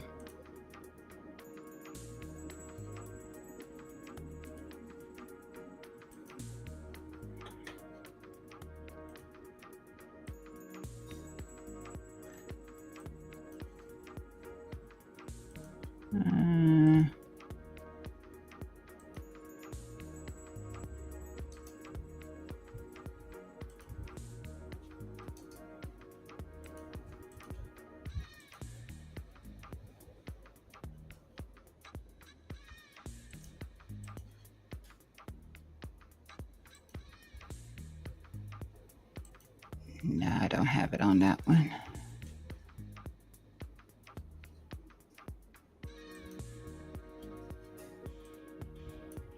I'm talking about this trend line right here. And I don't actually need to put this on linear. This is just basic. It's not even on auto. It's not on logarithmic. It's not on any of that. But yeah, you're talking about this trend line right here. Did this last year.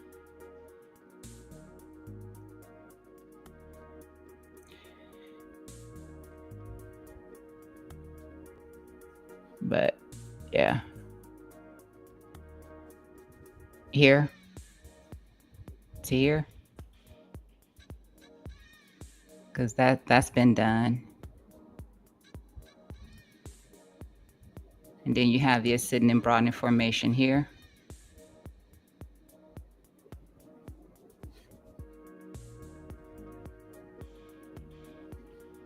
So I'm just assuming that this is what you're talking about.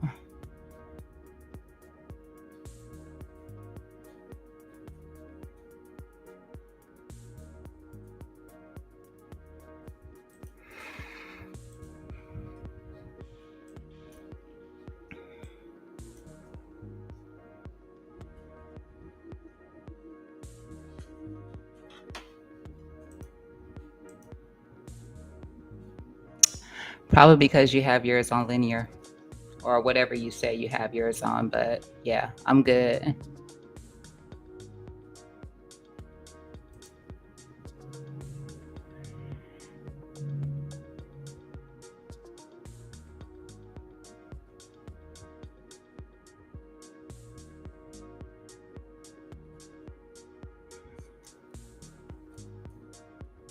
Quack, quack, quack.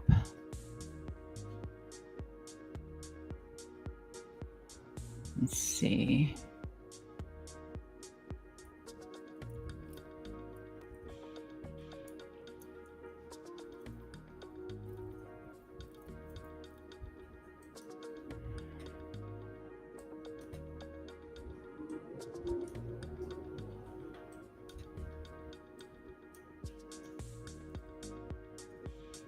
Okay, so yours is USD, not USDT. Okay.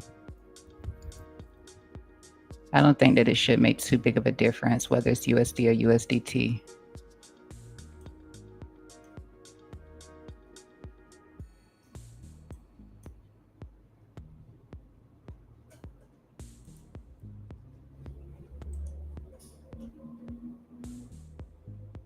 All right, so Ethereum just getting another bounce away from that 5 EMA on the 4-hour time frame. Bitcoin coming back up the neckline.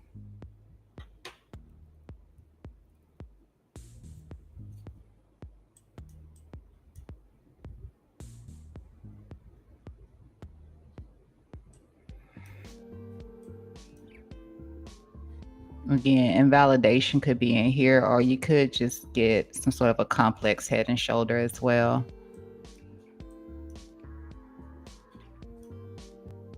So either invalidate it or get a complex.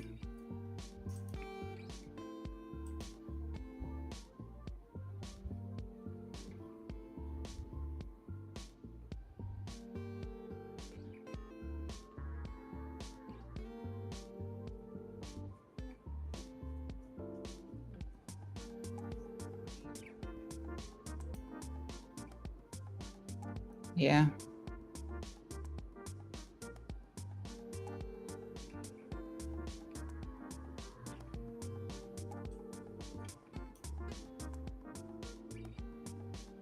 I don't know about bubble pop or anything like that, to be honest with you. It doesn't, yeah, I don't look at it that way.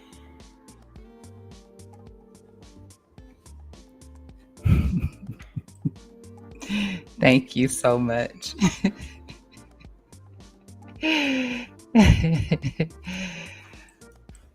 Oh.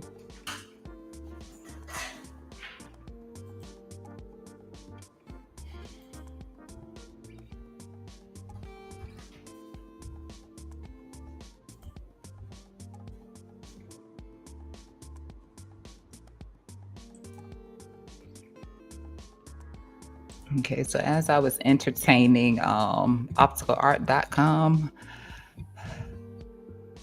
I seem to have taken away. Let's see.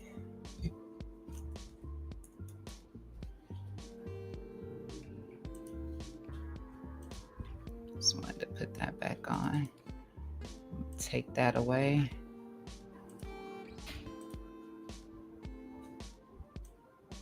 So I do want to look for any hidden patterns that may appear that I'm not seeing right now. Right now, I do like that.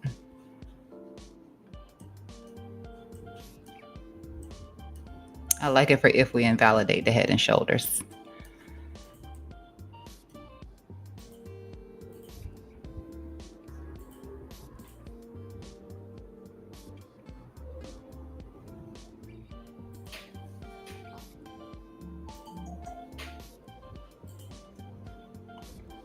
Um, I'm sorry to pop your bubble, opticalart.com, but if you knew anything honestly, I don't mean any salt because I'm open to hearing what anyone has to say. I don't feel like there's a need to go on someone else's channel and try to be salty or do what you're doing. I think it's very rude and it's unnecessary. I do nothing but support other content creators. So, but if you knew anything, then you would know that DXY is not as correlated as a lot of people make it seem like it is. You're better off with USDT over DXY. You will find that there are very few correlations between the Dixie and Bitcoin price action. Now, all of these YouTubers will copy each other and they will tell you the same thing. And if you hear it from enough people, you'll start to believe it. I do my own technical analysis. I'm very good at this. And while not perfect, I do know that the DXY is not as correlated as USDT dominance is to Bitcoin. So I would leave DXY alone. I do look at other markets, but you can study the chart in front of you. You don't have to do that much. You can just study the chart in front of you and make sound decisions just based on what's in front of you. And yes, I do look at data as well, economic factors and things of that nature. I look at that also. Now, that would be the one thing that would have correlation to price action the most. But it will not be your DXY, and it will not be the stock market as much as people like to say it is. Every now and then you hear somebody say, oh, it's decoupling. Well, it was never coupled.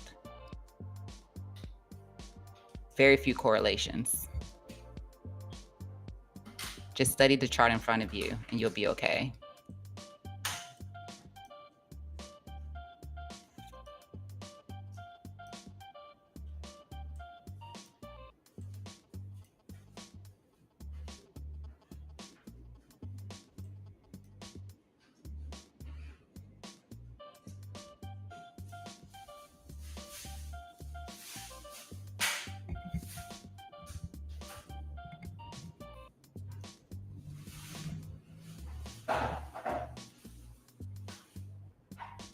What does Warren Buffett have to do with Bitcoin?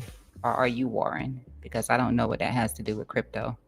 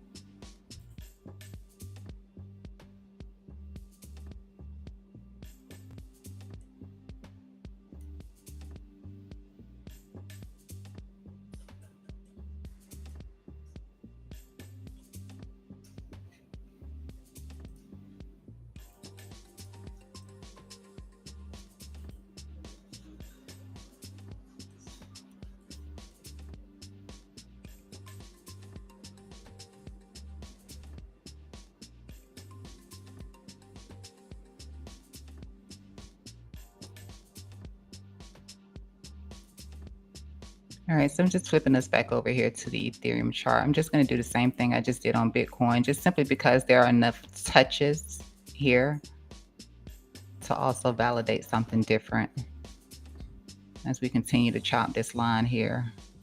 This little bit of resistance here.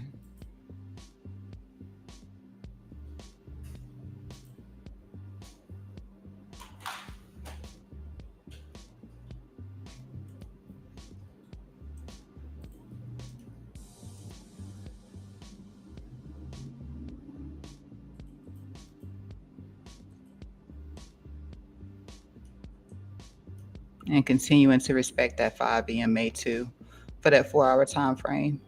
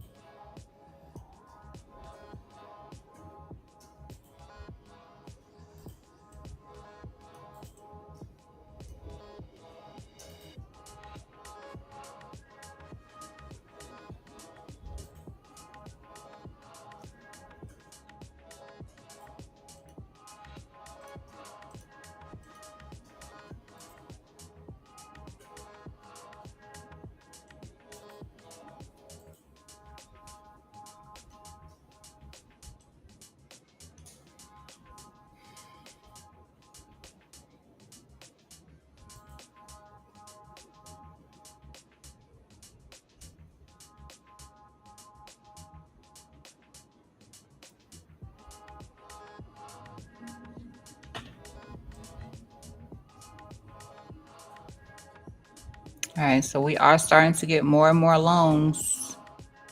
More and more loans are entering the market here for Bitcoin, which can be bearish.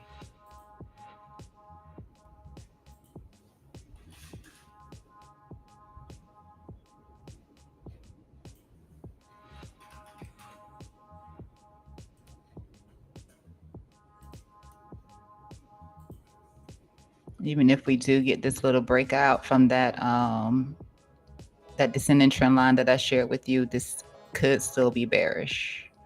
Again, we're looking to either, and I should probably put this on next to Ethereum, but we should either be looking to invalidate this head and shoulder, or we'll end up getting a complex head and shoulder.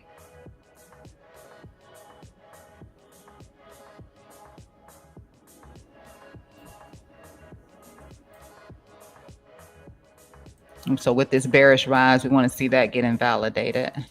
So you can see how we're rising over here off of this indicator here, which tends to lead to bearishness. We could get engulfed, so we could get a cloud cover as it pushes up. Right now, the signal line here, the white one, is rising with it instead of breaking down below it. So we're good until it starts to break down below it with the rise, which is what I call a thunderbolt. So cloud cover, thunderbolt comes out, and price drops down through there. Bearish.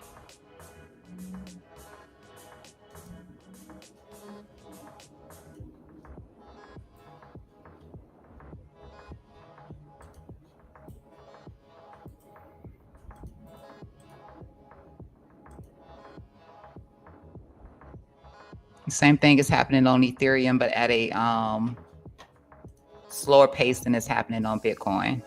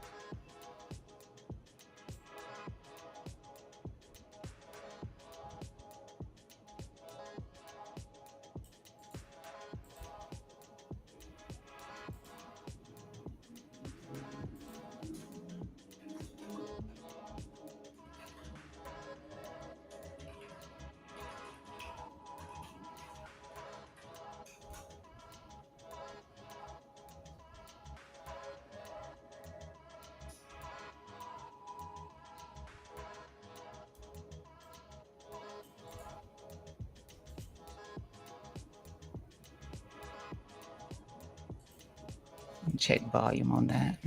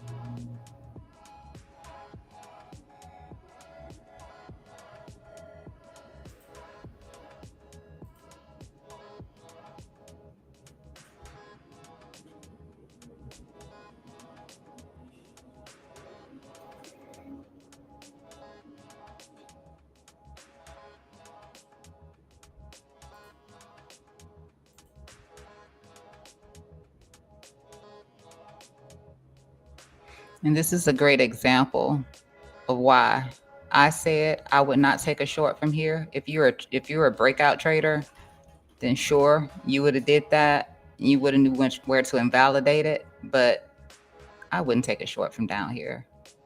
No, I wouldn't do that. I'm not interested in the short down here. If you're going to get short, then the short would have been from here where we knew we had some actual macro resistance at. This isn't resistance down here. This is support. These are where the lows are at.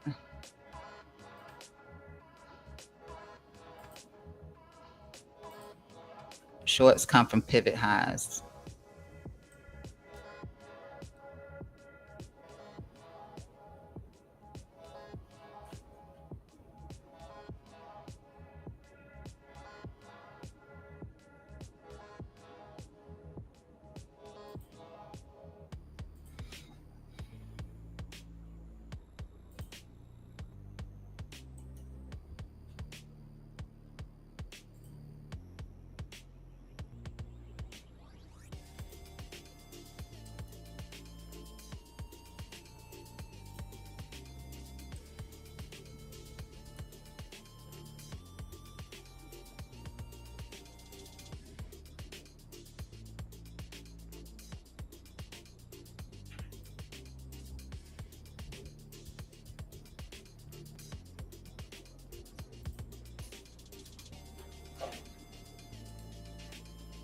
Same thing with Ethereum at the moment. It does have a nice little candle over here. And like I said, with that rising cloud, it can continue to push up. We do want to see it invalidate that right shoulder.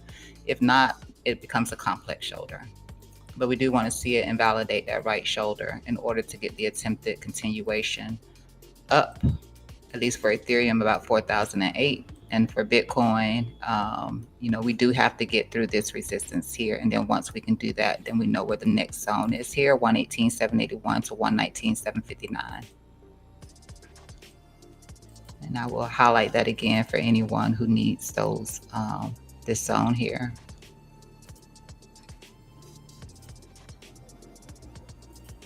If we're invalidating and have the strength to push up.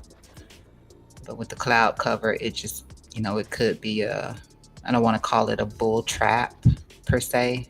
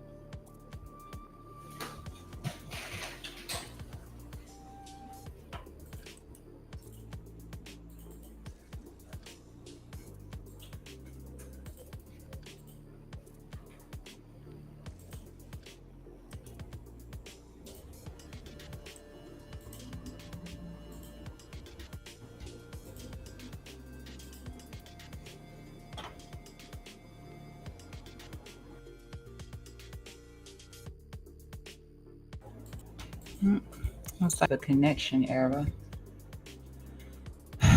All right.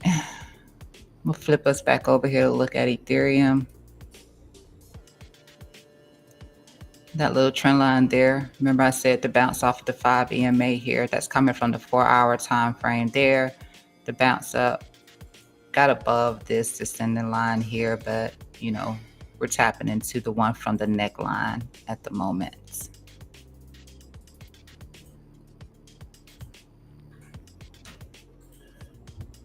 And the same thing again, want to see this become get invalidated.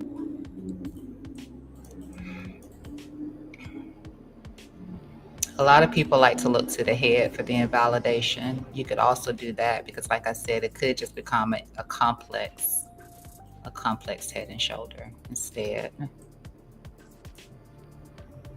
Then we would have to redraw this out and change the measured move.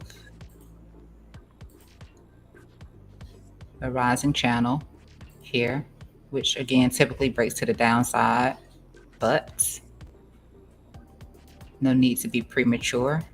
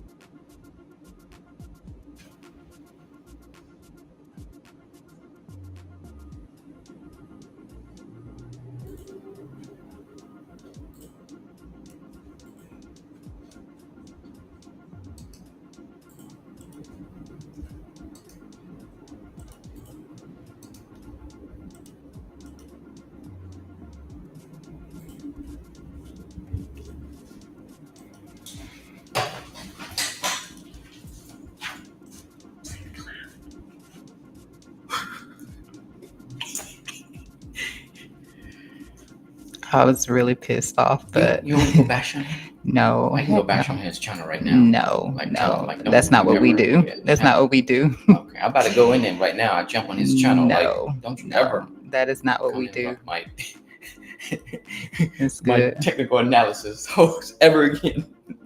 We're good. You're 77,000 subscriber. Man, Yeah, I'll sort past your ass. who Watch. goes on someone else's channel and does that? Oh, he does? I said, who does that? Somebody who actually doesn't have that happening, or somebody who never mind. Just forget it. Let me stream.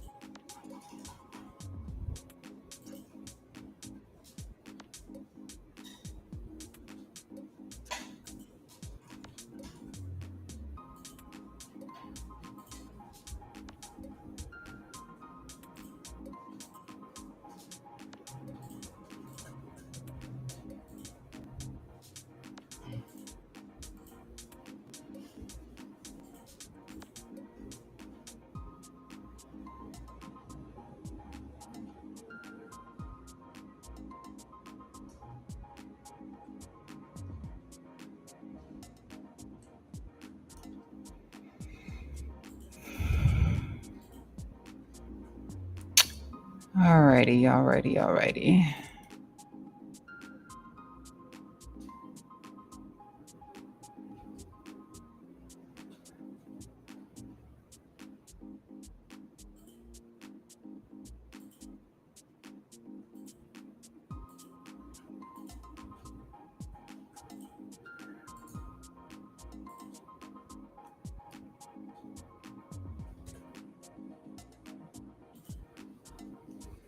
All right, about 35 minutes till to 8. But nothing really important happening this morning. Let me just double check once again. And there is nothing. It's Friday, so I don't expect too much today from the market. Sorry about that. Shake.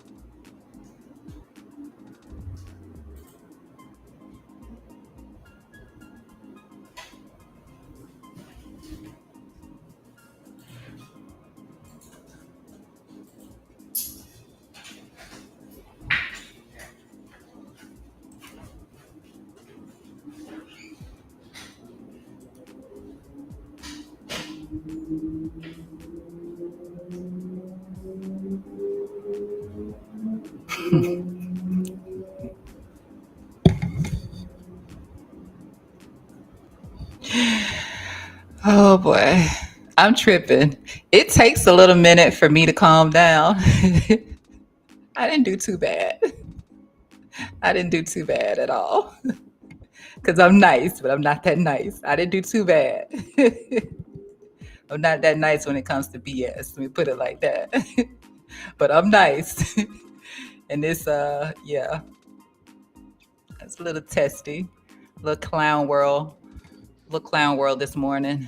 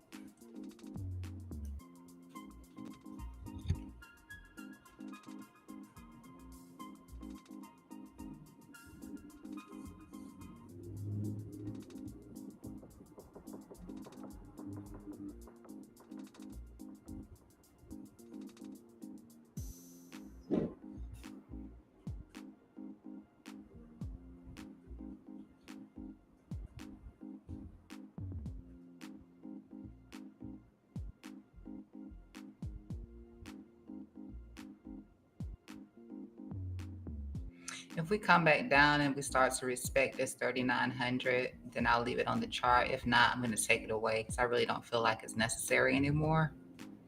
No, it was here because we were rejecting from it for a few candles.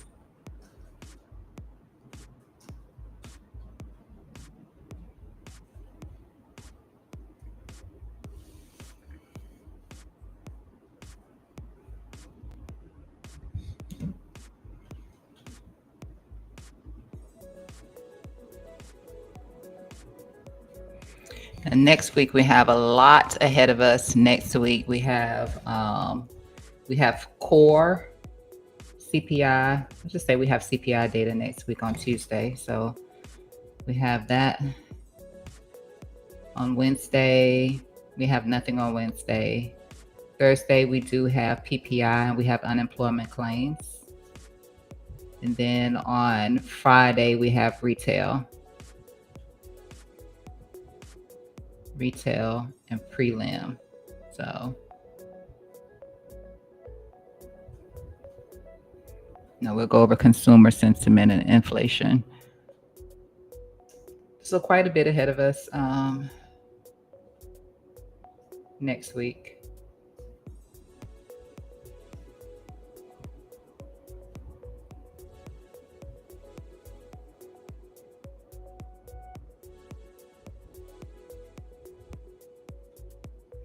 And I'm not into the whole poly market, whether or not we're going to get the interest rate cuts or not. But, because just a few people voicing their opinion, the data will give us more insight.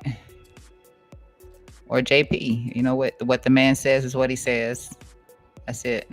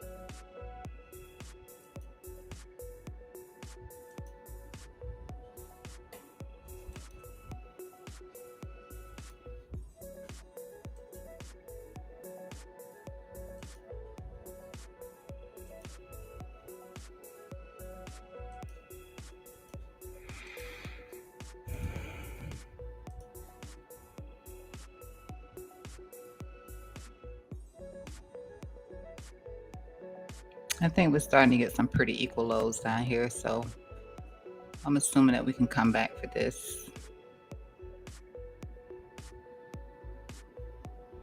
Yeah, we're starting to get some pretty nice liquidity down here. Bouncing away from that. I'll drop this.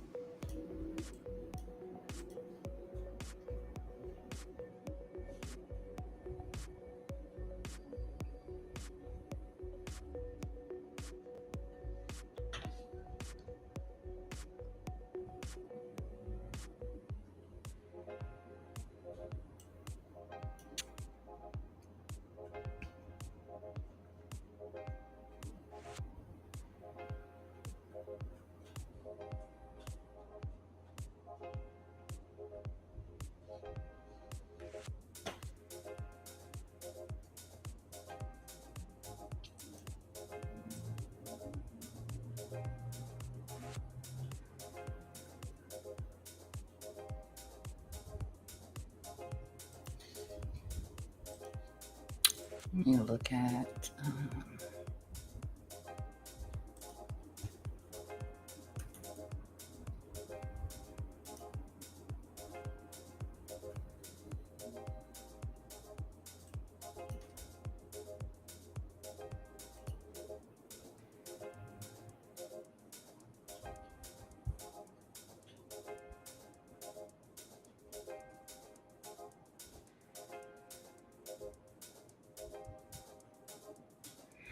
Ethereum does have a little bit more liquidity overhead just here at this point of rejection here.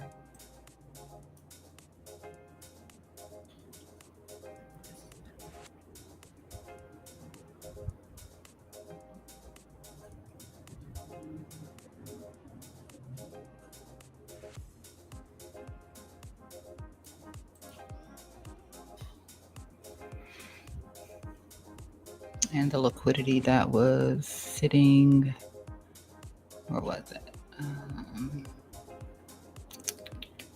Yeah, that was sitting down below this. Yeah, we took that little bit. And really, the next largest zone is going to be about 38.52.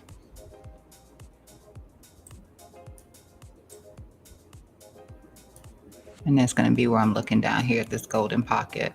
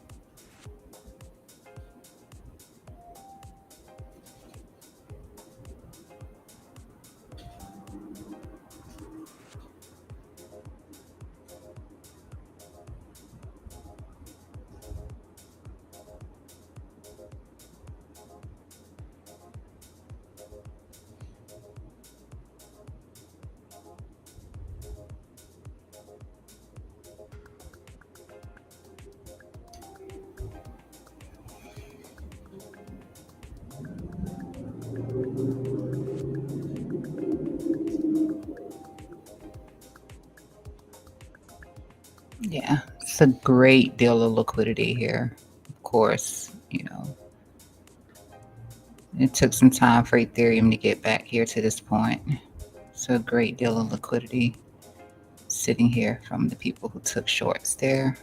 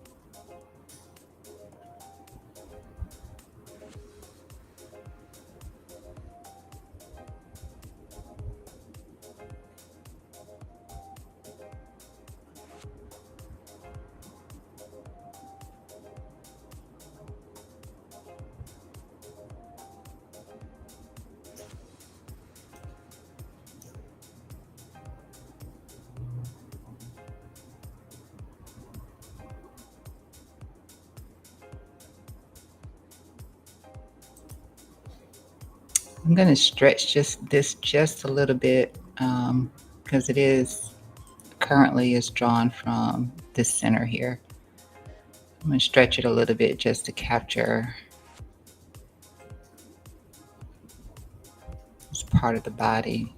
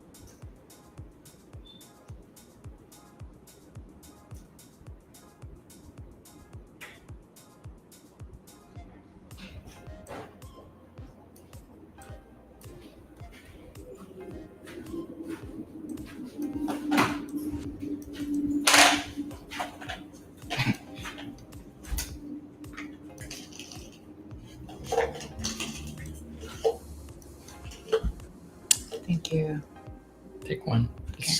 Step.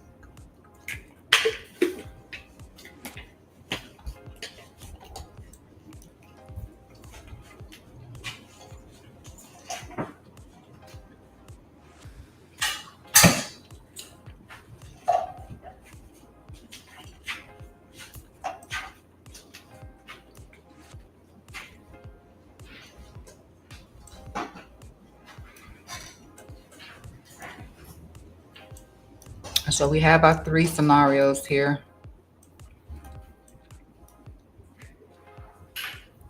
Which may not be reasonable at some point, but currently it is. I don't really see a reason to stop there, but we can do something like that. And then we come back down here to this level. All right, my messy little scribble there. I don't really like the scribble. I'm just so clean with the arrows. I tried with that one. Okay, so we could either do something like this, or we take this liquidity here, and let me see. Then we get a hard rejection, and I'm going to push us down below here. Unfortunately, I'm going to have to, because the liquidity is here. So maybe we come back down into here like so, like that. Or this could also just, let's just say it goes from here and it comes up here. Because you have some really good liquidity up here where I have the next weekly range at. You can just capture above it ever so slightly. I know what everybody would like to see is for it to hold there, come back in. The bulk of your support is going to be somewhere down in here. It just is. So maybe it does that, and then, uh-oh. I mean for that to happen.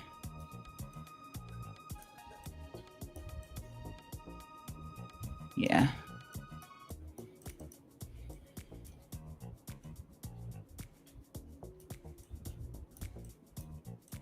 And then you start to chop around in here a little bit.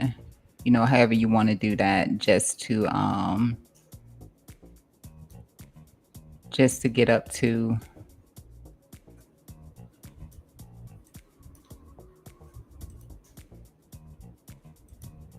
get up there to that next level up there. I know that's what everybody would like to see. Or either this rejects and comes down here. If not, you know, I mean, because we're really trying to get above this level here. What I would prefer to see, because you do have a better risk to reward if you're looking to get long on Ethereum, is for the rejection to happen here. And we get the move down here into the golden pocket, just below this liquidity that's sitting here. So just below there, let's just say we bounce off of the 10 EMA, hold the 10 EMA, and then we come back up here for this liquidity here. That would be more sound to me. I'm gonna take this one away, but liquidity is here, and then liquidity is here as well. So like I said, maybe a bounce away from the 10 if we can get it down, you know, to reject from here and to come down here. Otherwise, they will just go for this pool of liquidity, which there is a lot more liquidity here than it is down here. But this is your next zone of interest. I mean, so yeah.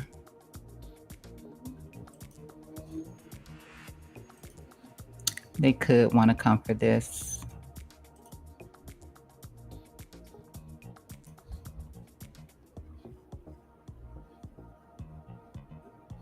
But if you can get it from, let's say, down here, and then they come up for this liquidity, I mean, you have a much better reward than taking it from here. and up. Or maybe it does more, like I said. It finally comes up here for this. It would go over it a little bit. So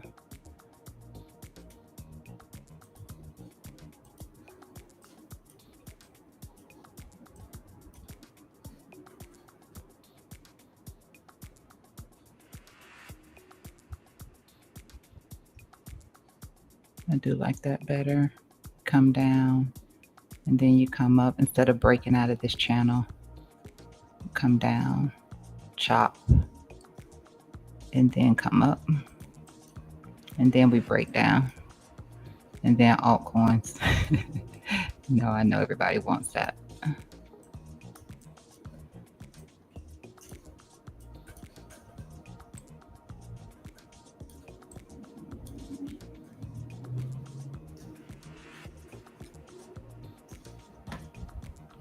But this is your liquidity here. You can see about 70 or say 71 million sitting in here, liquidation level in here. Then of course you're going to go over that a bit. This one here, just that next bottle liquidity, that's just slightly above where my weekly average range is. I'm gonna tell you how important this is though, because that weekly average range that you're looking at up there, this goes back. Oh man, these levels have been here for most of them at the top for a couple of years now. That's why I never have to really change them. I just have to add on because they're so well respected. And then that next level down below where I was saying that 38.52 here, about 44 to 45 million, just averaging that out. That is the golden pocket. We'll see.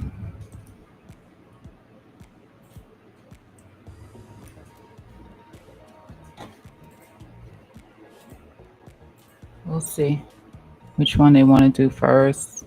I'm waiting. I mean, if I don't get it here, then it's okay. If I don't get it here first, I'm fine. I don't have to trade.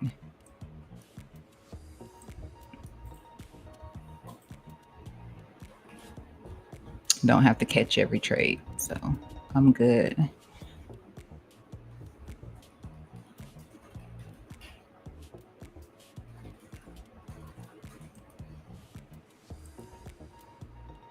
And so Bitcoin is just taking us back over here to Bitcoin. Bitcoin is stalling out here. Like I said, that rise on Bitcoin is it's a lot more pronounced than it is on Ethereum. So when I look at it, you can see here, like I said, the cloud is rising. The signal here, the white line here, is rising along with it. And that's the only thing that's keeping this from being super bearish at the moment. But with that rise, you can see how price is getting trapped up under it. But now if this, because like I said, because this is rising, it makes it a little less bearish. Because what you want to see is you want to see this, you want to see this come out.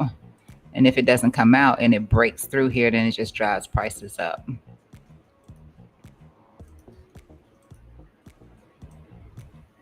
It has flattened out at this point.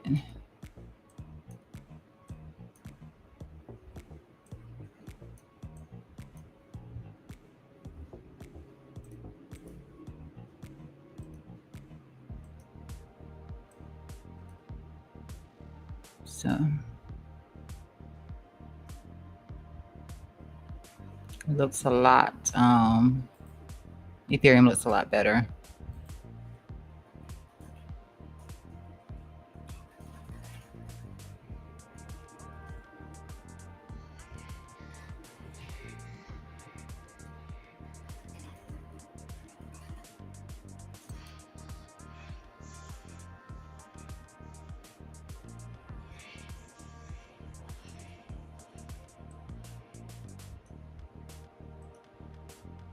I'm pretty sure you guys are more interested in Ethereum, so I'm just wanted to share that update on Bitcoin and put us back over here on Ethereum because you're bound to make more money here than Bitcoin at this point.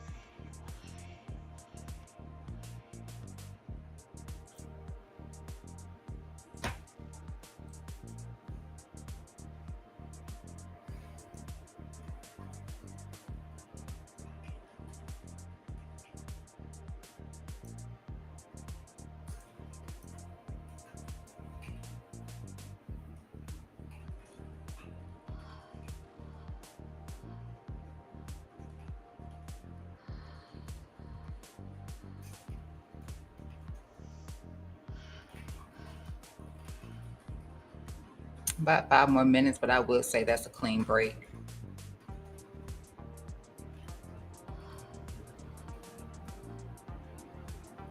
Everything is pointing up. What we looked at earlier on the when I said like this, where the delta crosses above the MACD, that can be strong. That can be really, really strong. And now they're both just riding up.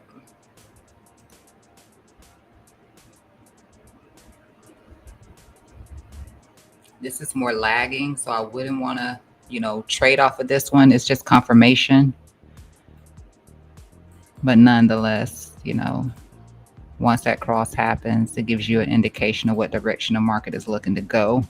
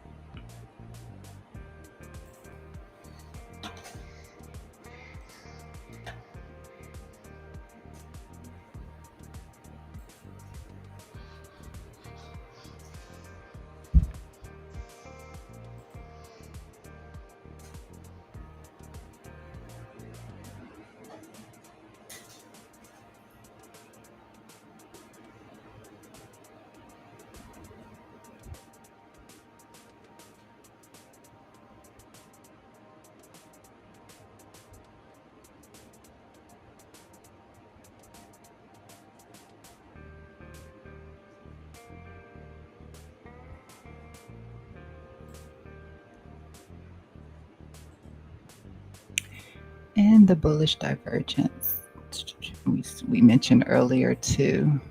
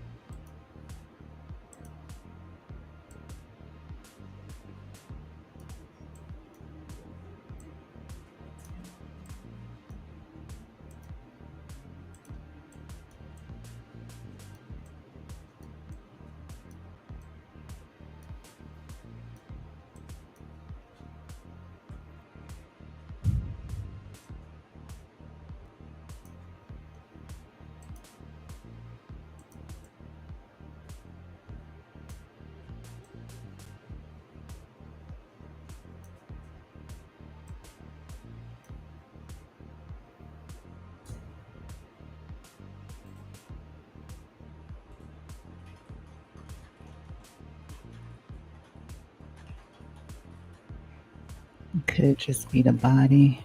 Let me check that. No,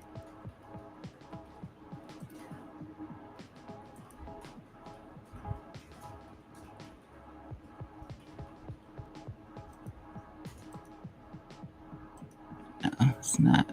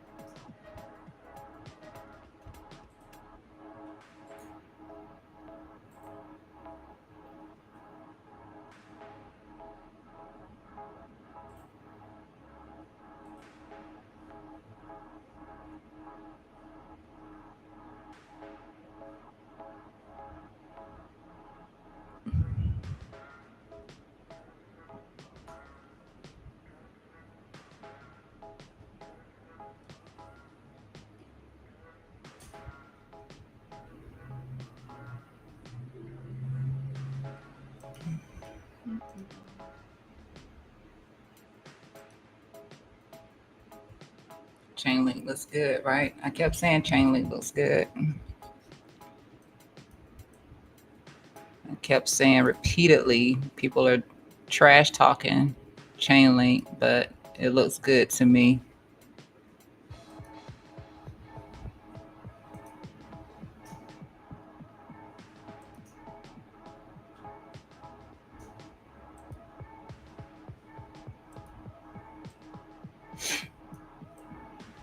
And that the only thing that was different about Chainlink this time when it got the Bollinger breakout is that it immediately identified some sort of a discrepancy in here that caused price to push down. But every other time from this weekly chart where it had the squeeze, like it gave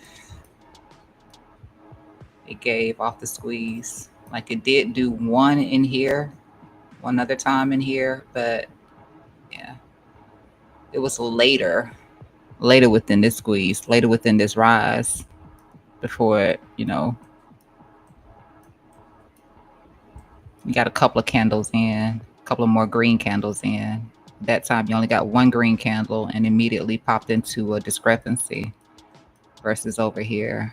1, 2, 3, 4 nice bullish green candles here.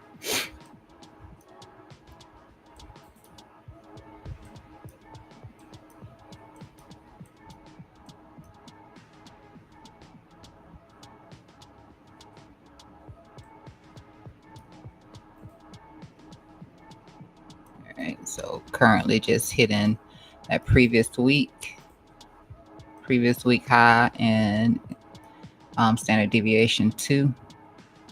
Just want to see this flip back into green and just continue up. That would be nice.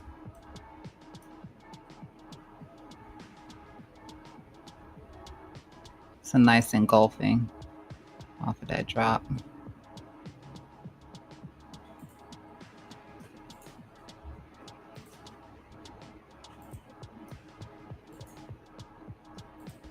So, standard deviation 1 in the monthly time frame.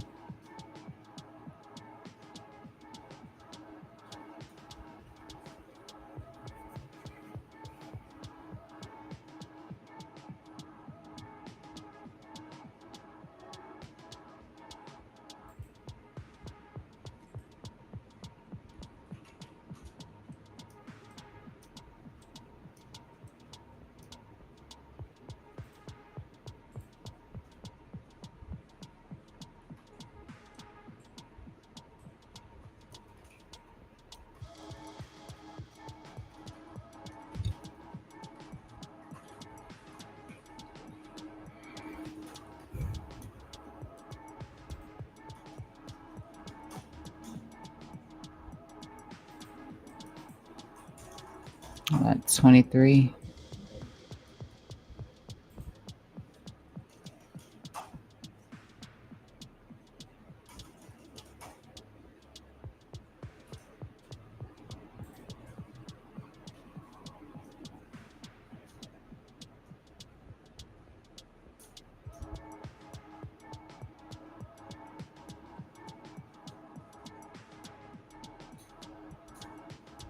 I don't think I have the levels linked for Chainlink for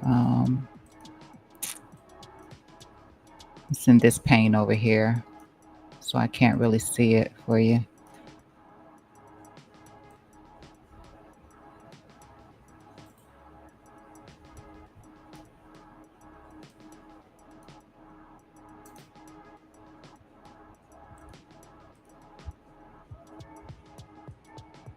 Let's see what this one looks like.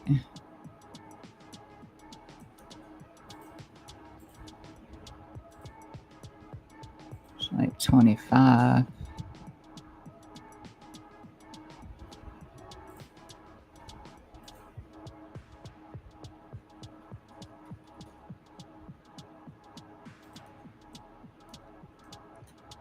Yeah, this was absolutely a perfect chart.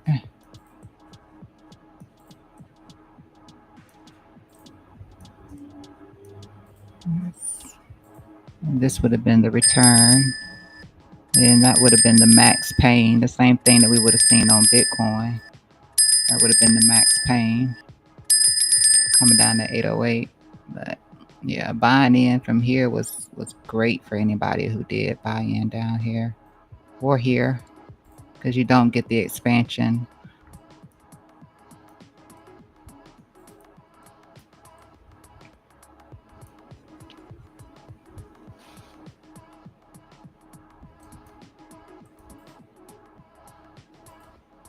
You typically do expand from the top.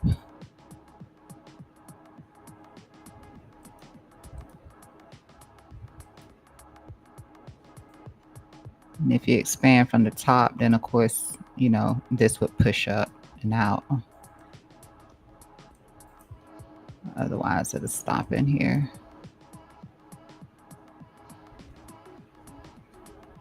Like over here, the first time it came into here, you didn't expand. You had your return, and then this would have been your expansion. But instead, you topped out there, got a little small rejection there, and then on the second push up, you expanded. You got your return here, and then you got an expansion that rejected. You came back, and this time you didn't expand, you just hit the return. So this is your return. It's 25.32.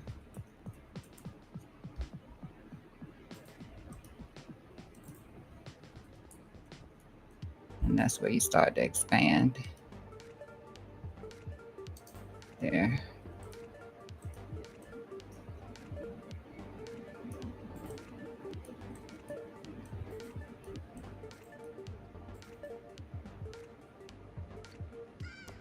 I'm not saying you can guarantee, but it tends to be the case.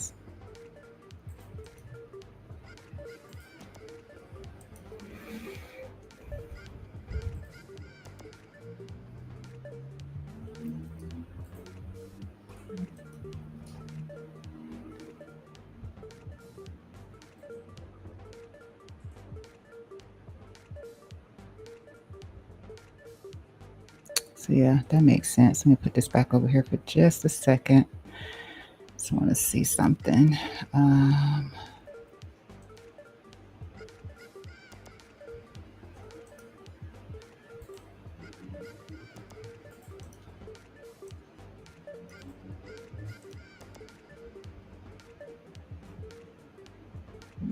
don't think you really get much from this.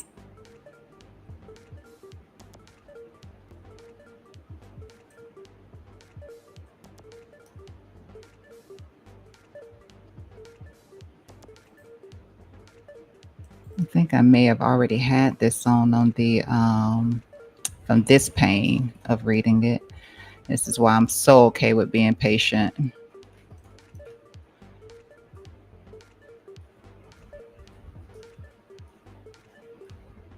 So you're hitting standard deviation 1 here, which is the same.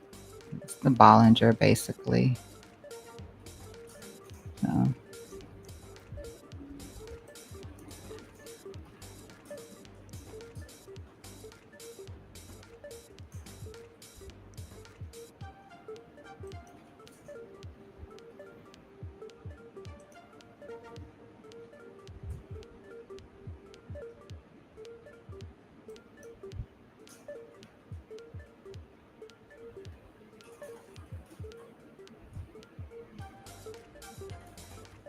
21st.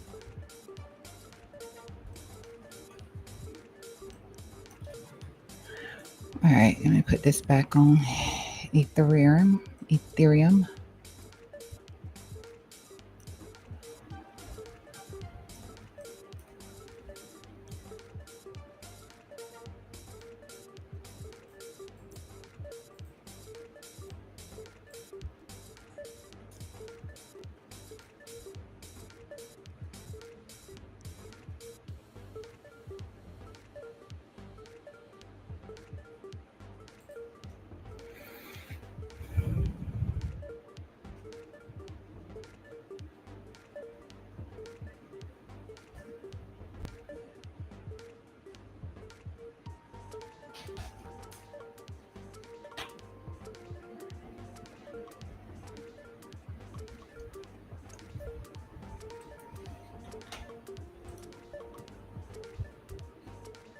Check back on Bitcoin.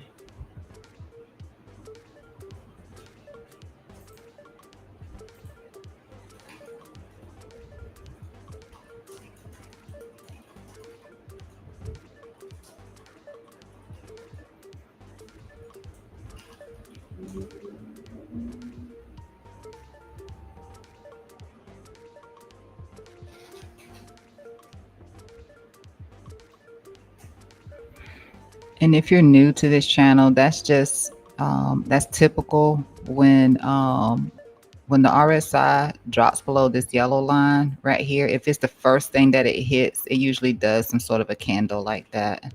So over here, you can see how it dropped down. It usually does, a pretty decent body candle on a move down. Same thing over here, pretty decent body candle move down. So it can look aggressive at times, and it's just because that's the first thing it comes into over the blue line. That's the first thing it comes into. Those two are more important. This one is, usually where your signals will generally come in at. For some reason lately they've been bouncing off of this fast signal in here. But yeah, it's usually this blue one, and then this one right here just shows you extra momentum, so it's accelerated. Whatever price action happens around this yellow one is accelerated. That's why those candles tend to be larger when they hit this.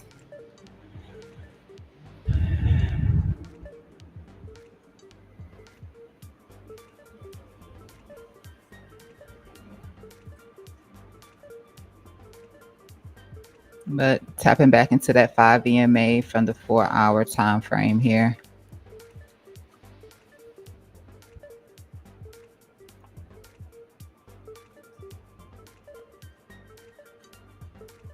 I think that rise is still flat, so it's not that.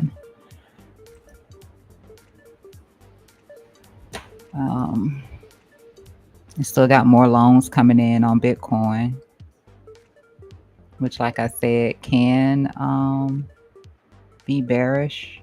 The same way we had all of those short orders, just gave price a short squeeze. And market makers are going to come for that liquidity at the end of the day. That's what it'll be about, the liquidity. So, I'm going to wait and see if I can get it in here. But like I said, for the, 7th time, if it doesn't happen, then it doesn't happen, and I'm okay with missing out. You got more liquidity here than you do down here. But I mean, after all of the bearish divergence coming through here, I would expect something, back down here to the downside. And we did look at the potential scenarios for how Ethereum can play out. But my preference is to be able to take the position from here instead, just below the golden pocket, actually. That would be great. If not, then I don't get in. I don't have to take every trade. I can look to short again.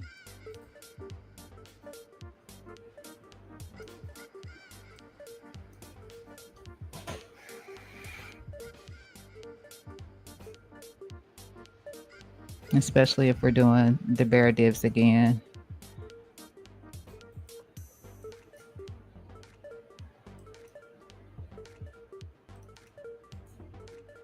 This is still holding this signal line, but it just is something that would typically break down. Like it's something that typically rolls over, especially how almost straight it is. Something that typically does.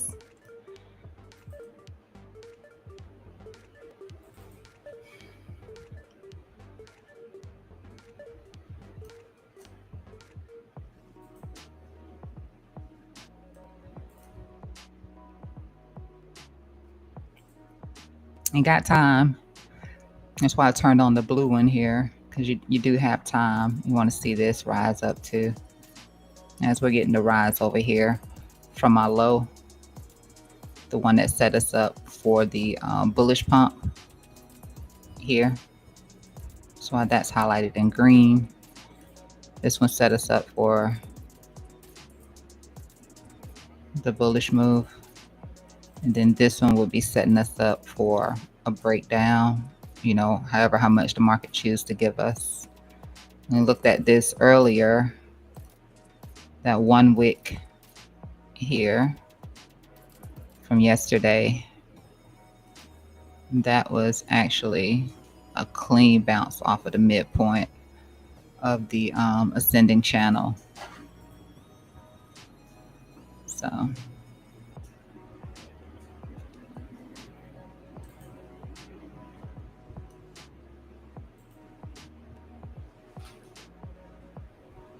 can look at that too. In the event that it starts to correct down, can look at that too.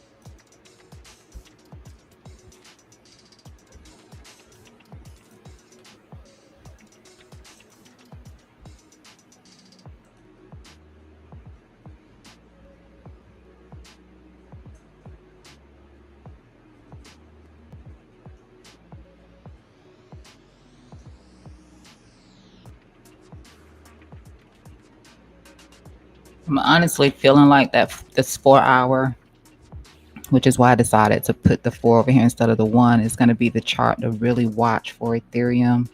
It will get chopped up here on the 1 hour and lower. In my opinion, we get chopped up on the 1 hour and lower. And I think if we put our focus on the 4 hour time frame, we'll have a cleaner idea on price action. We can pair them together, but I think this is cleaner.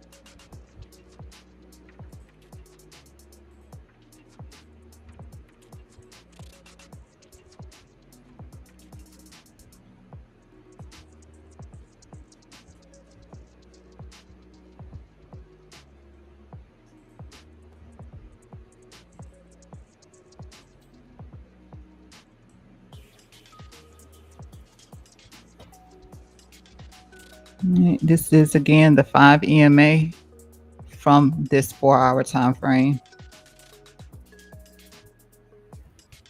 And this is the 10 from the 4 hour.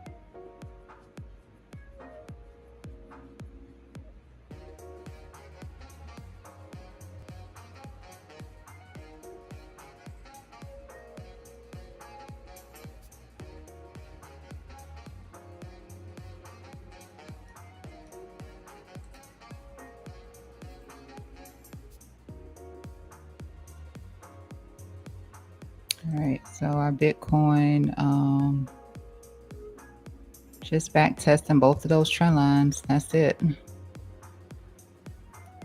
We'll put it back on Ethereum, but we're just back testing both of those trend lines. The one from here, and then the one from this neckline, if this is the head and shoulder. Okay, like I said, it could become a complex. Just like you got, a little bit more chop over here. You can get a little bit more chop over here. And then I did go ahead and label it with the SHS simply because we did initially break below this neckline. So I went ahead and labeled it before we were holding it. And then we got that one break and push back up and out. And so could become complex unless invalidated. And again, your bigger formation is ascending broadening for this trend line here. And then this one's from the daily. It's a new 4-hour print here that I just put in white.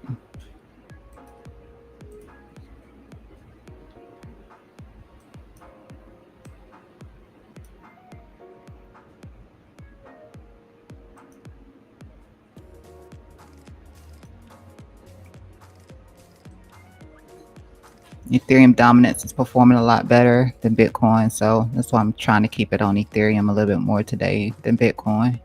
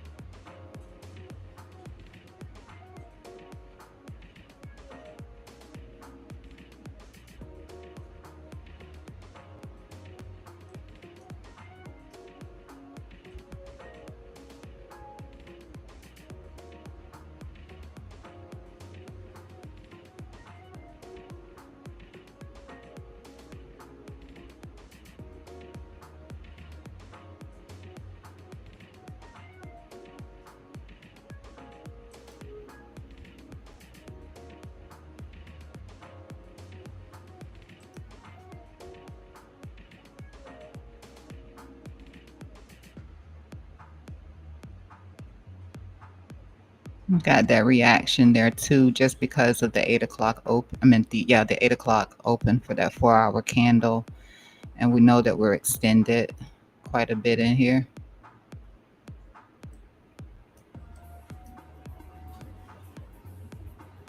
So that has a lot to do with how price action is behaving in the moment.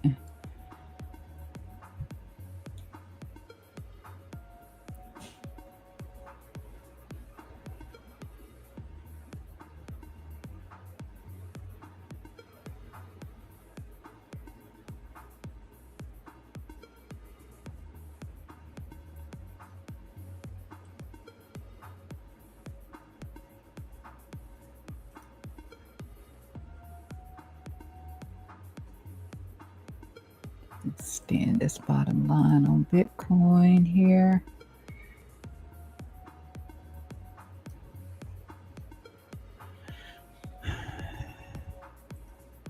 Extend this one as well.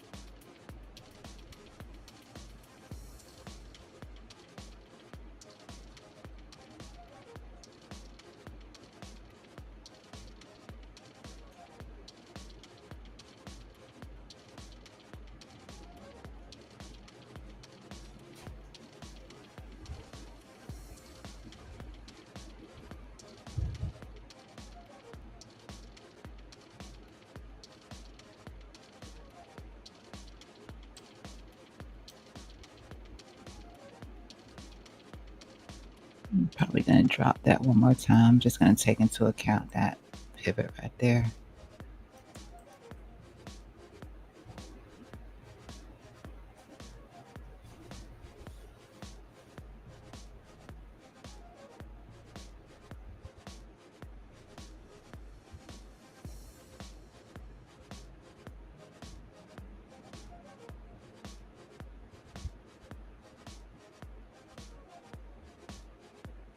If we stop bouncing off of this 5 EMA,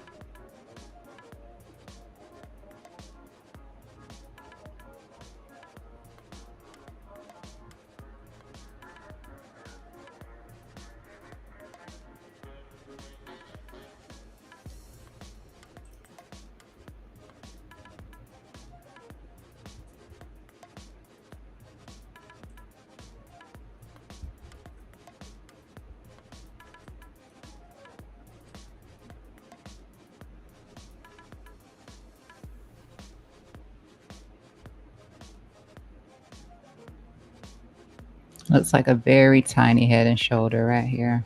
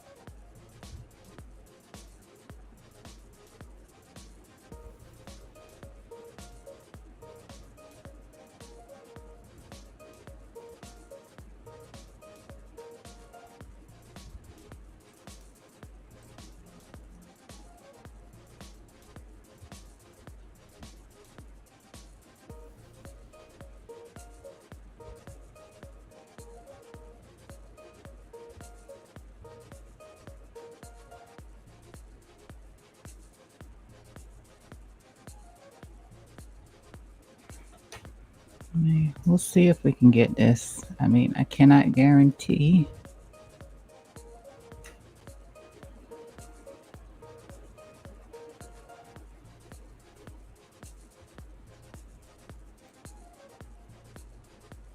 Then let's say we come back up there for that.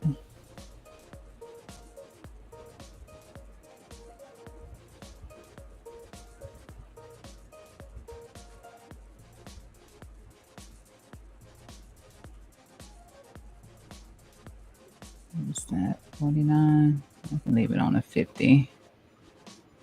See if I can catch that 50. Almost had it. There. Let's see if we can catch that.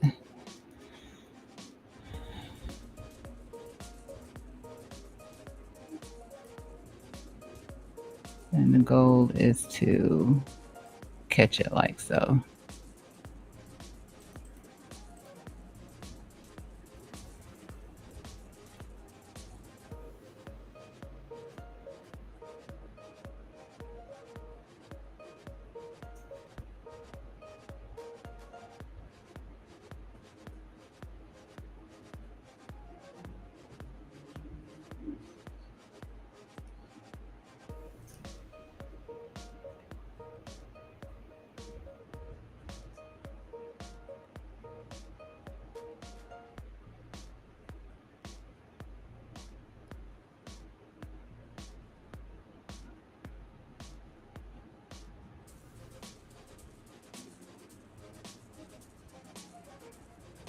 This would have to be pushed up. Just if it happens, the entry may have to be adjusted.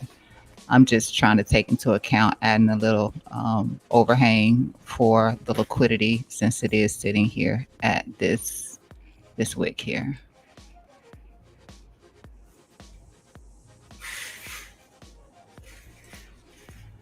That might be a little bit too much. That's like 54. I usually don't go that deep.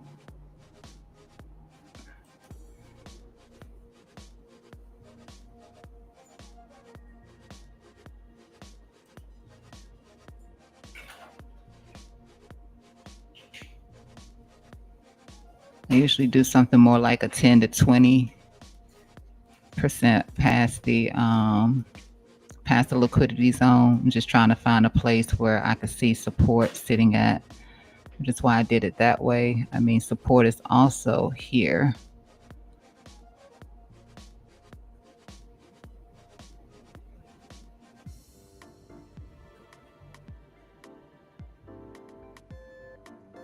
So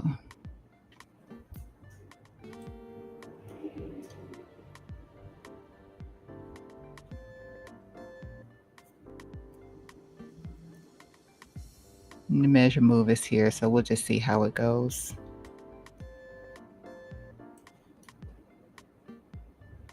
Even if it has to be a reclaim, a break here, and then a reclaim.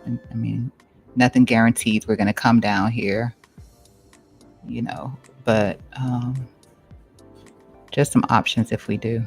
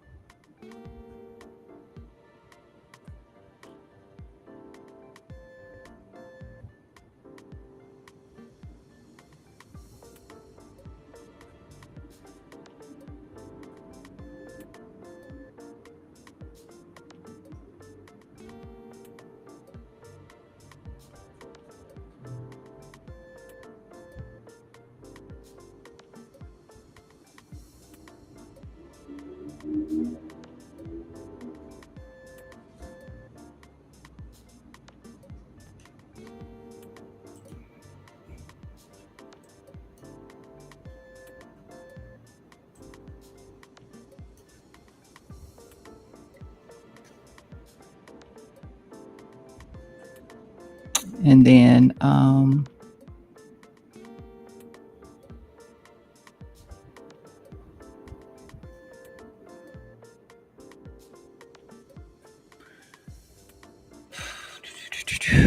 sorry, with Bitcoin, it would basically be the same. It has a few more bearish structures in here on Bitcoin. Just want to say that. So you would need to cut it, but let's just say if it breaks down here, maybe it fakes out and then it pushes back in. I probably wouldn't expect the same thing out of Bitcoin. I know that the liquidity is sitting here. So I'm just going to put this actually on this trend line here, and I'll be looking for a reclaim.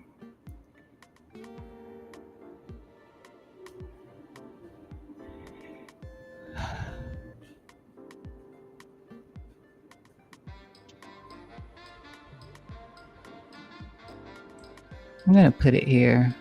I mean, to pay yourself. That's 33. So it would basically be the same thing, because I see the measure move is here, but if we take this liquidity in here and then we come back up.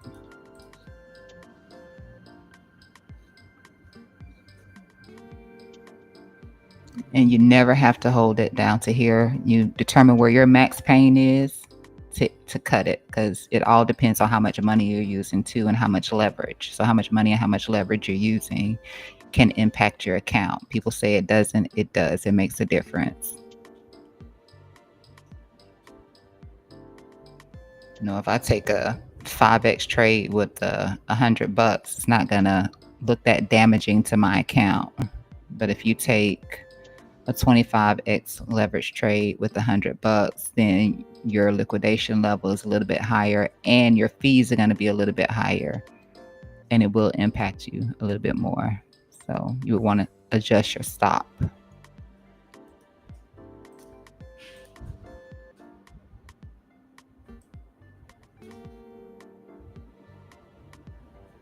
All right, still chopping onto this 5 EMA.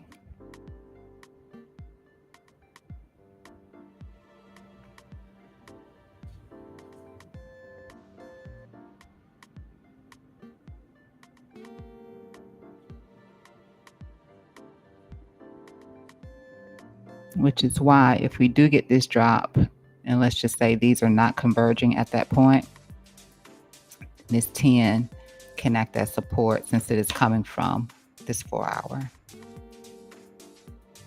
The same way this 5 is acting as support after grabbing the liquidity.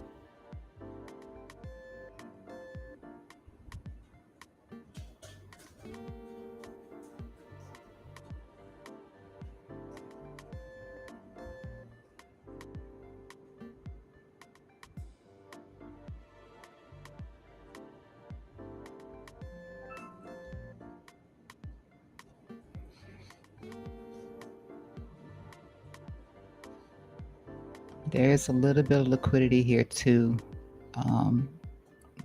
that coincides with the measured move, but whichever one does the most decent reaction, and that's what you go with. So we don't know yet until it happens.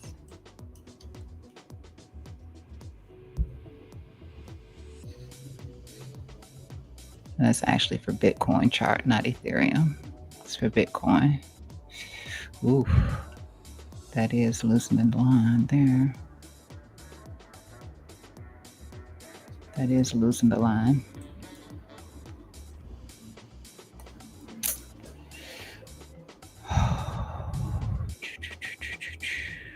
That is losing the line. Jeez.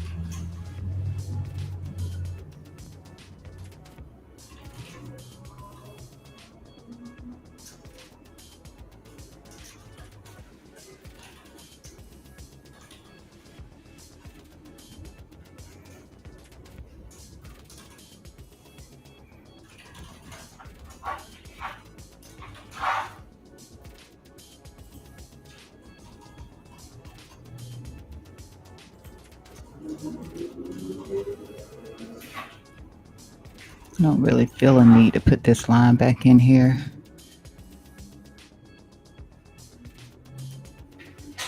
But it's enticing.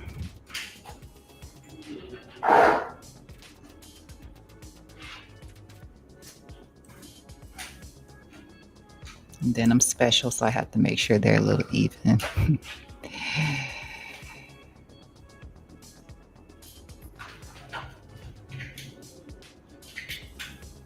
Yeah, it's not necessary unless you're looking for an SFP from here.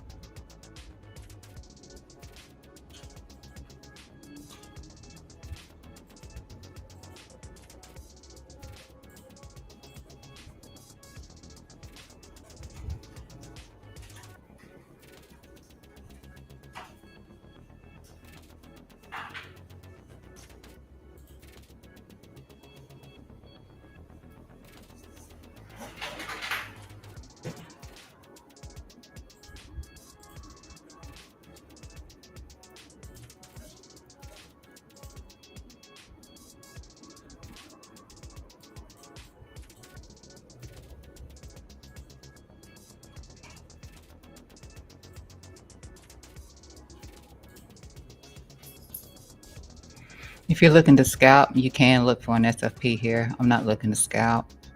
Personally, I'm looking to make a little bit more money than getting chopped out. So you can look to SFP. Got that one, you got that one, you got this one.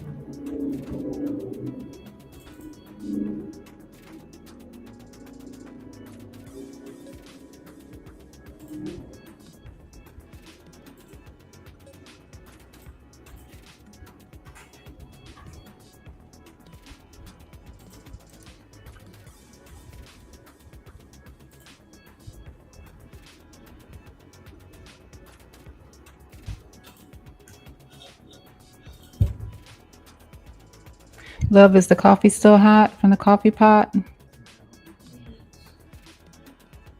sure it's not hot. And I made it hot this morning.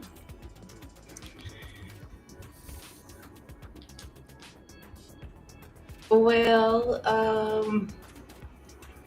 can you make it hot again? How do you do that?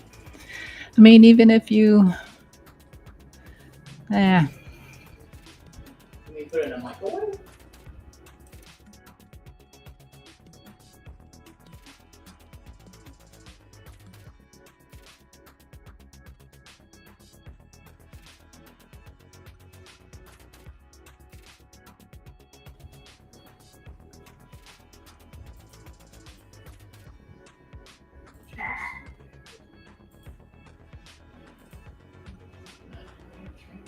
Oh, damn class today.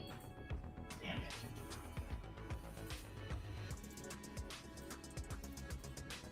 I gotta get into this thing. Okay, thank you. So I don't think I can do it right now. It's okay. Unless you want me to just heat it up and just take it out. It's okay.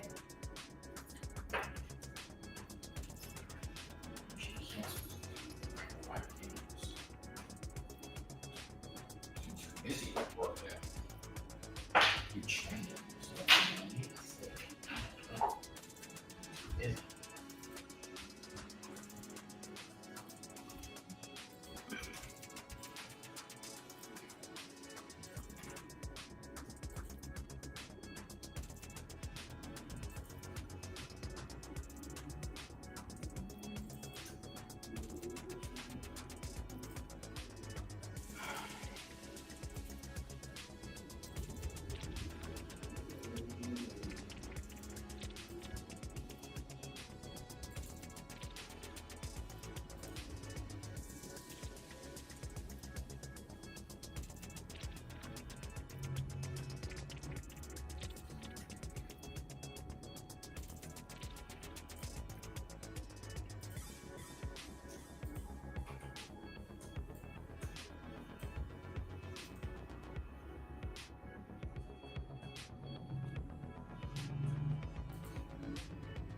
So just as Ethereum is losing, well, I'm not going to necessarily say losing because it is, curved down right now. So the pivot is to the downside here on the 5 EMA from the 4-hour time frame, but it is just back here at the top side of dynamic cloud.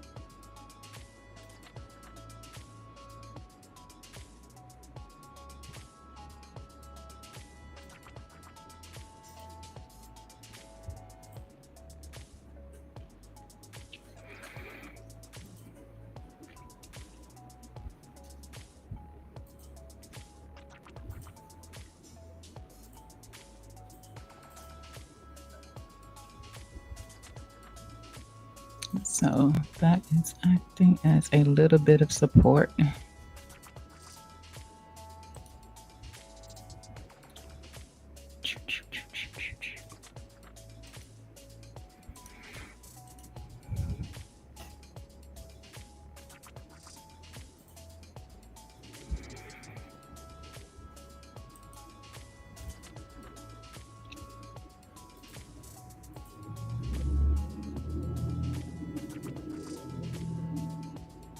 This must be a golden pocket. I just want to check it and see.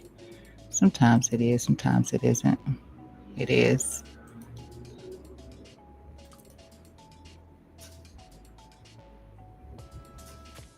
I like the way the momentum indicator will show you where the golden pocket is in advance.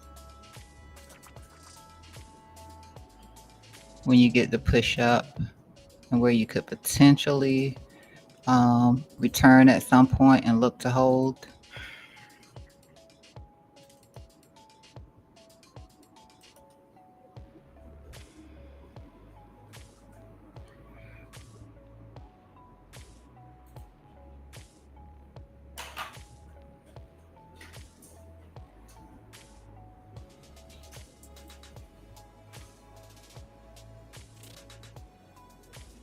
Morning.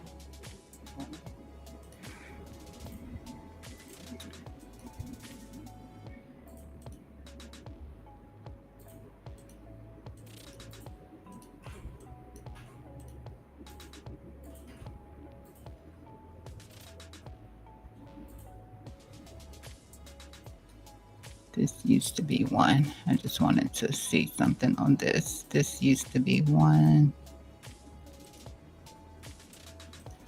Right here. You can tell from the yellow or orange.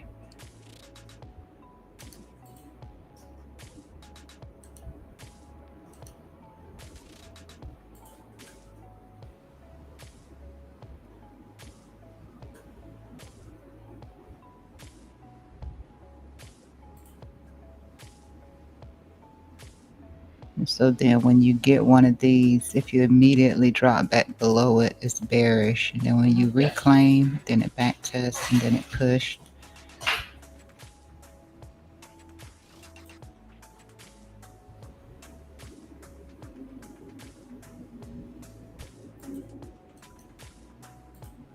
Yes, sir.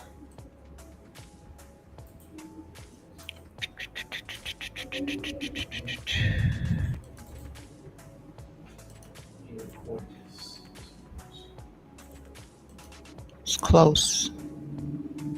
That was close.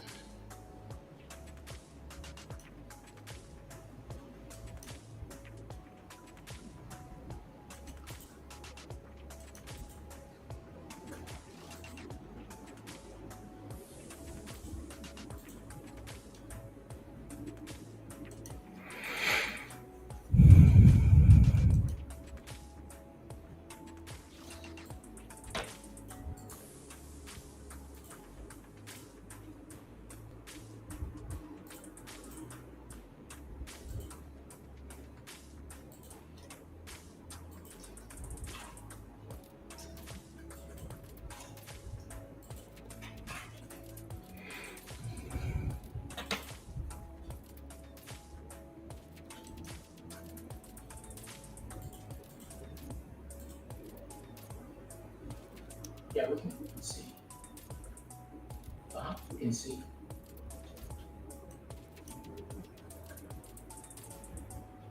I can hear you. I can hear you. You can hear me.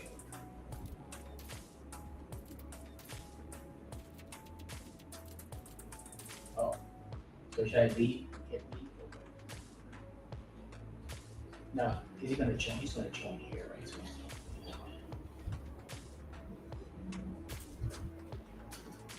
I have internet issue.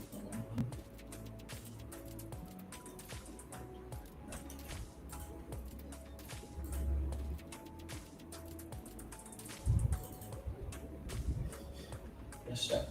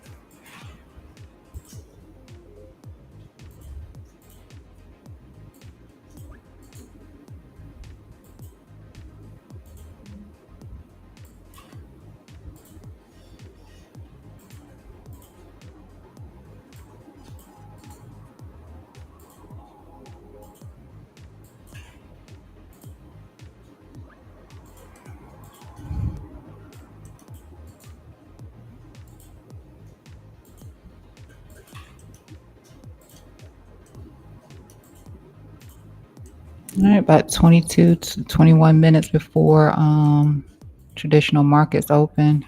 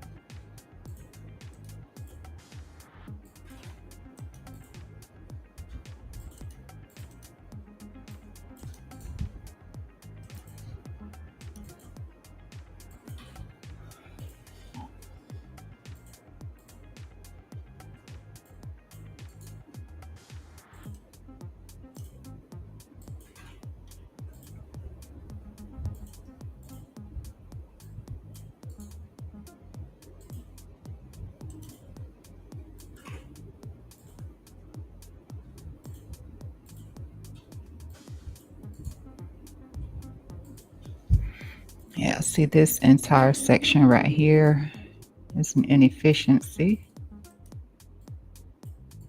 through here, which is why I put it like this, just in case, we start to fall through or something like that. I mean, there is some support over here, but this is an inefficiency just through here.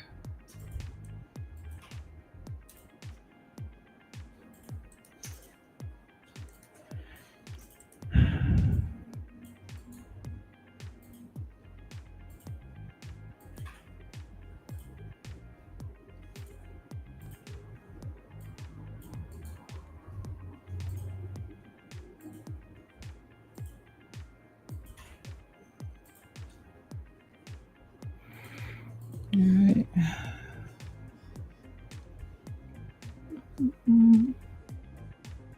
I don't expect for us to get here easy. We're going to chop again. It's showing that we still have some time unless we just completely nuke. We still have time over here.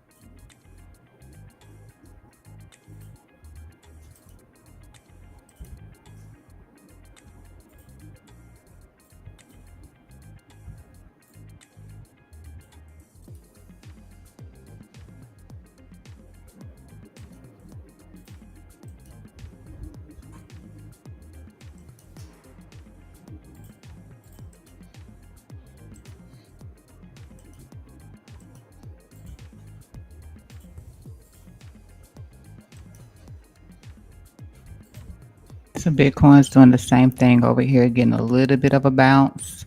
Um, if you're concerned about, This is still potentially a head and shoulder despite this. I like to look at things from a line bias as well, but despite that, there's still the broadening formation here. So getting a little bit of a bounce here is actually more so this little bounce right now.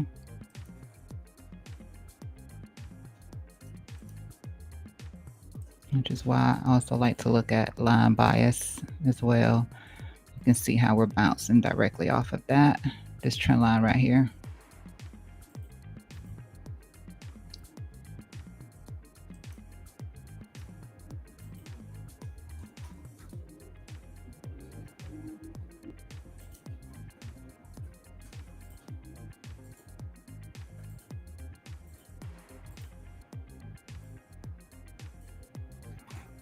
I'm gonna take this one away. Actually, I don't have to take it away. I will just simply drop it in like this. And then I'll take this one away for now.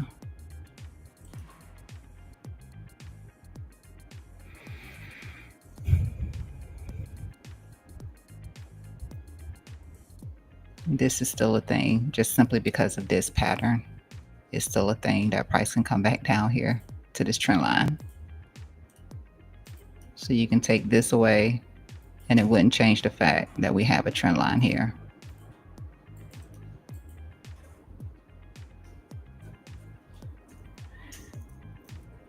Because if this continues to extend out, then it won't, like I said, it doesn't matter. It's still a bearish pattern here.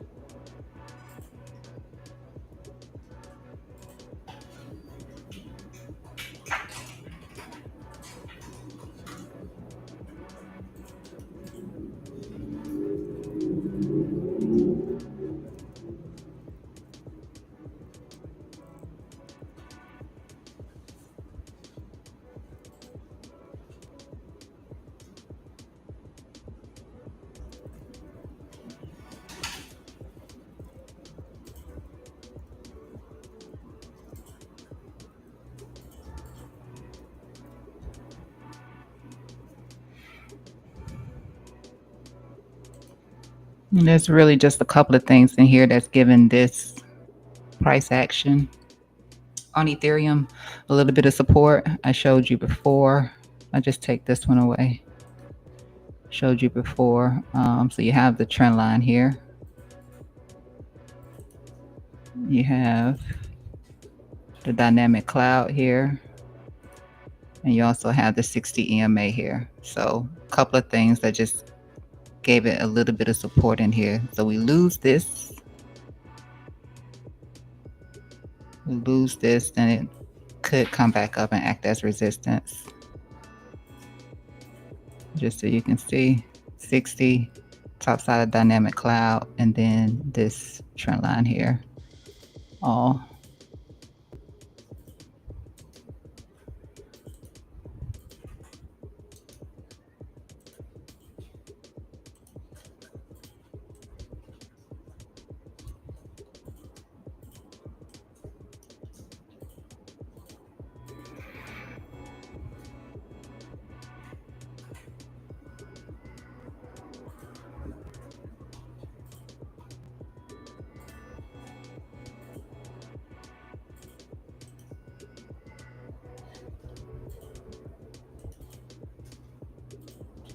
I think I looked at that earlier. I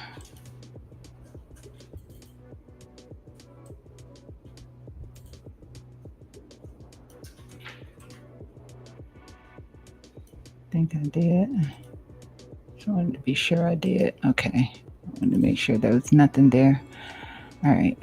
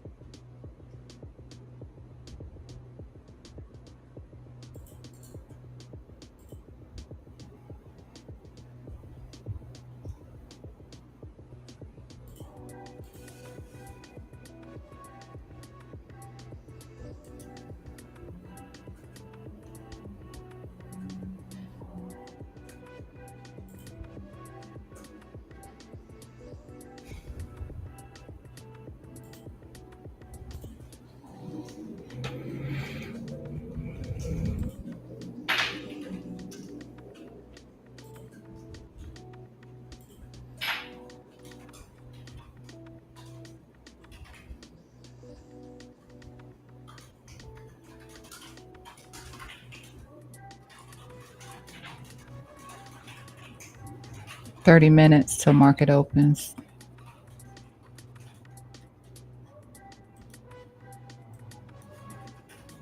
AMD slightly coming down just a little bit here from where it was when we looked at it earlier pre-market.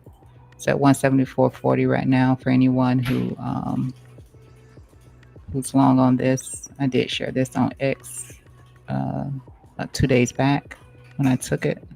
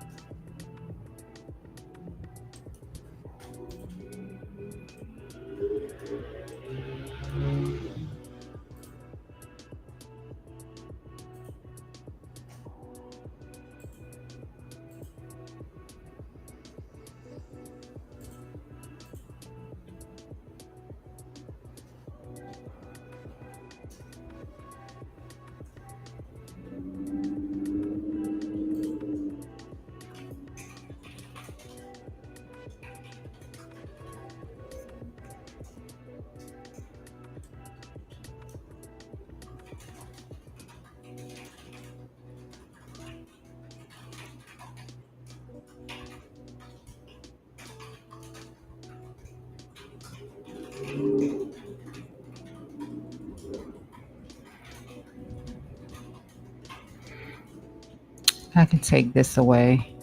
And I just am simply because I just want to minimize some of the lines. But if we're taking this out, then we could be doing something different in the moment. In the moment, just the other scenario that we looked at.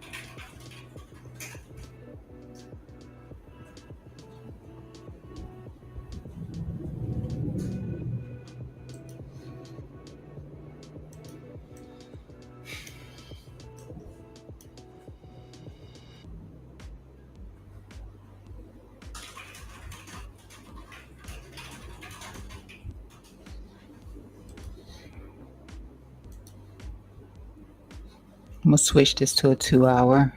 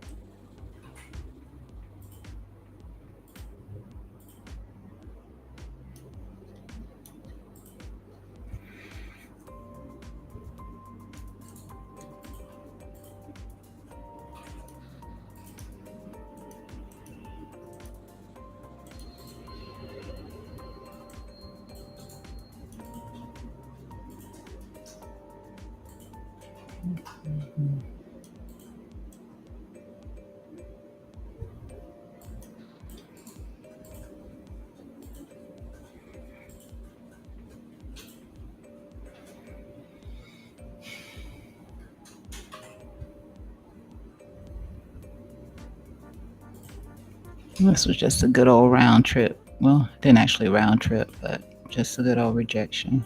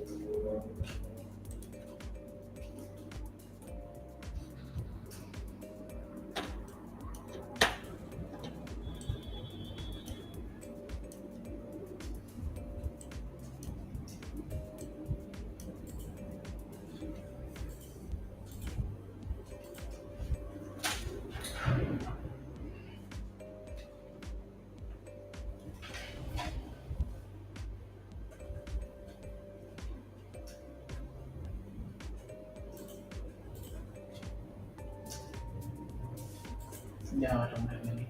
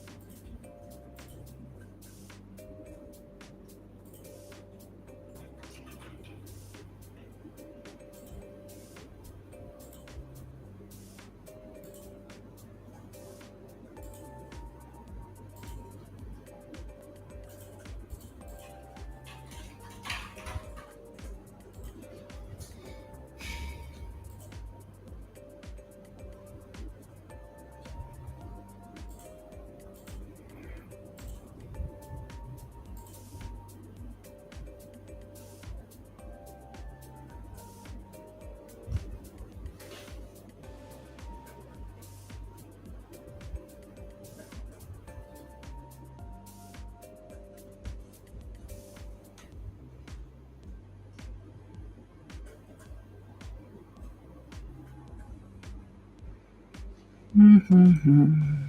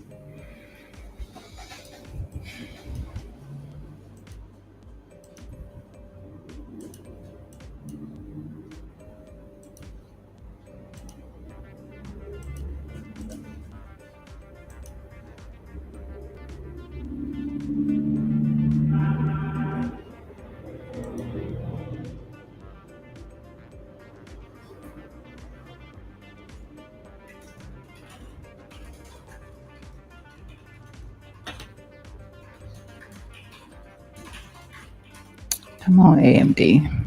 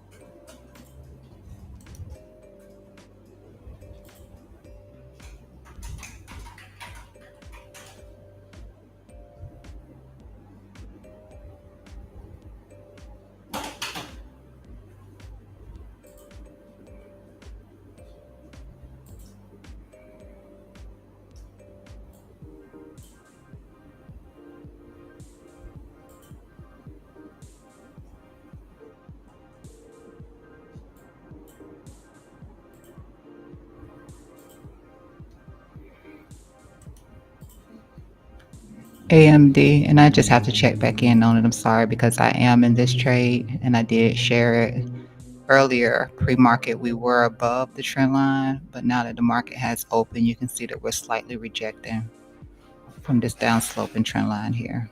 So, I mean, market just opened, so have to give it a little bit of time, but just so you're aware if you are in that trade.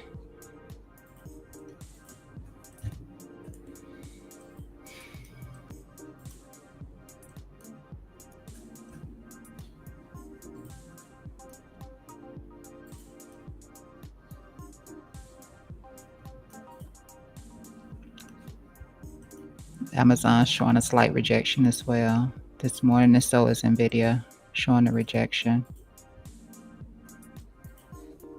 So let me check on my position, see if I need to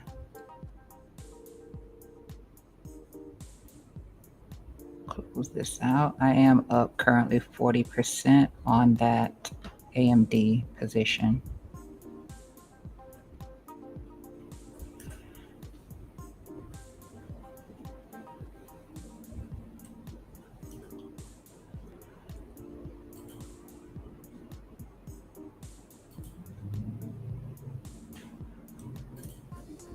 And that percent is quickly declining.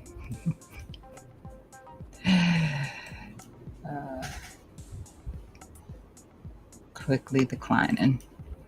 But we had a little neckline too for inverse head and shoulder off of that 5-minute time frame for AMD. Just give the market a little bit of time here to get settled.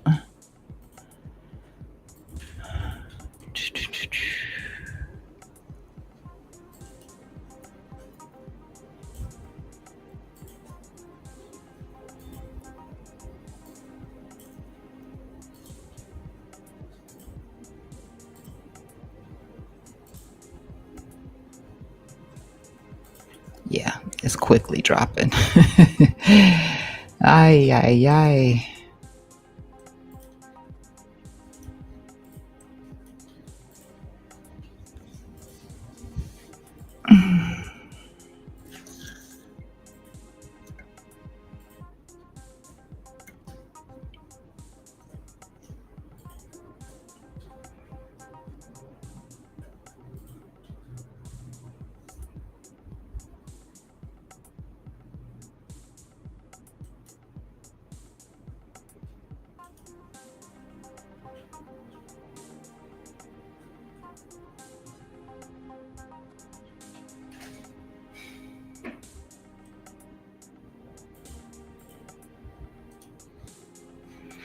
All right, it's settling. Had to give it a little bit of time to start to settle a little bit. It's a little bit. You lose connection. Oh, sorry. So we're starting to get that little push back up.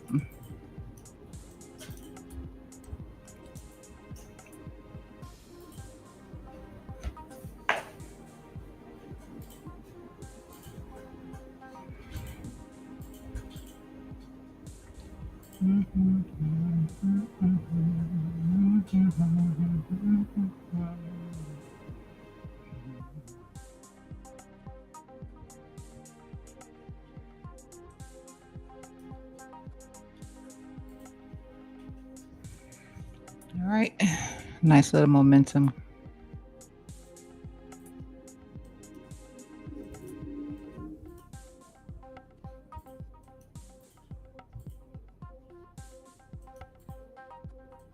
I'm still on the sideline.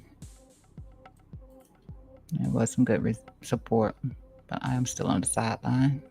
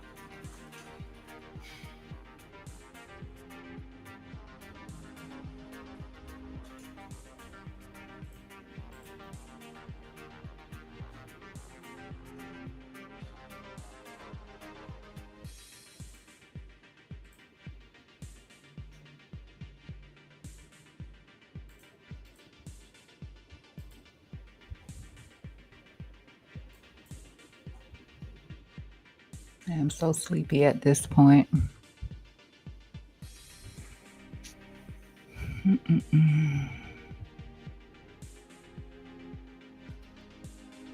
So if you were not here, because I know the stream will be coming to an end in about 20 minutes, you were not here, this is what I'm looking for. I'm looking for price action to come down, take the liquidity from this, from where this golden pocket is sitting at. Um, Even if we invalidate this head and shoulder formation, I'm still looking down here at this liquidity down here. And that's simply based on what I'm seeing on some of the higher time frames, a little bit of exhaustion, still squeezing nonetheless. But once that squeeze pops, then we'll see a drop. And that's what that's what I would like to pick up. Um, on this side, the second scenario is we take out the liquidity up here. Much more liquidity here to the upside, at least from this pivot point right here. Much more liquidity here. So a short could come into play from here. I haven't decided on that short just yet because there is the possibility of running through this liquidity and coming up here to around this 4008 level. So that's the only thing I haven't done here yet, is just really decide on where that short entry would be. But I know somewhere between here and this 4008 that this could be a short. There really isn't anything for me to gauge from the higher time frame in terms of fib or anything like that, unless I do an extended, which I'm not. But you can either look for an SFP in here off of this liquidity grab from this zone here, or you can look for an SFP from here. So if we do start to break this 4008 and we start to lose it, then I will look back over here personally and see where my short condition would be at to take a short. So it's either liquidity here that have me interested in a short, or it's liquidity here that have me interested in a long. But it will need to take some liquidity.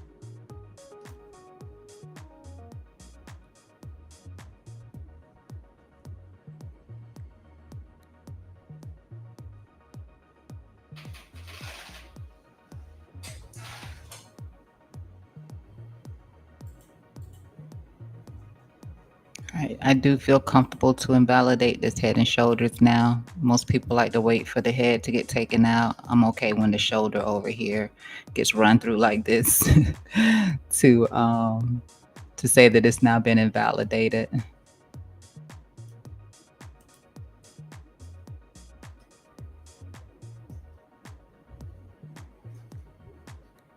But for now, I will simply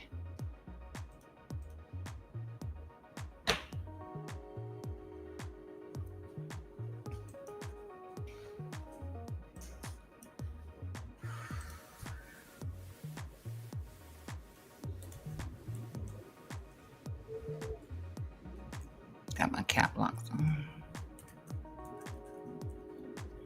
I'm just going to name it yesterday. And then I can look back at it tomorrow.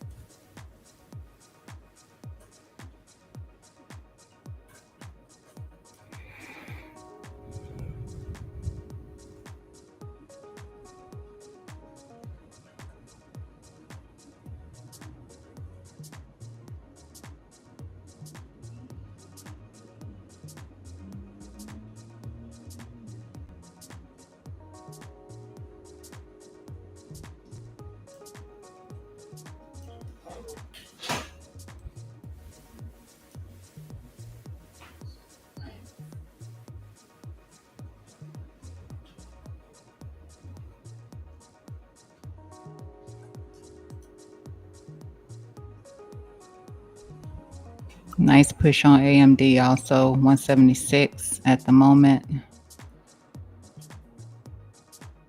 Potentially coming up to take out that 182.49. Bitcoin barely pumping as much as Ethereum, unfortunately.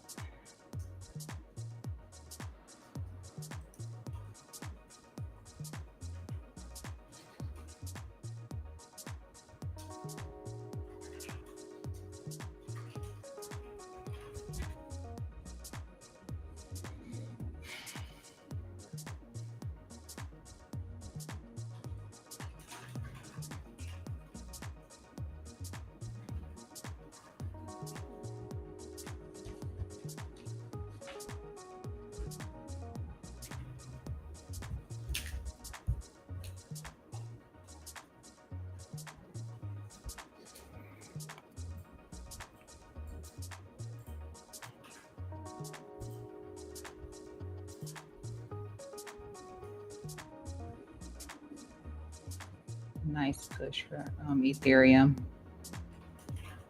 Nice liquidity grab for Ethereum. Almost.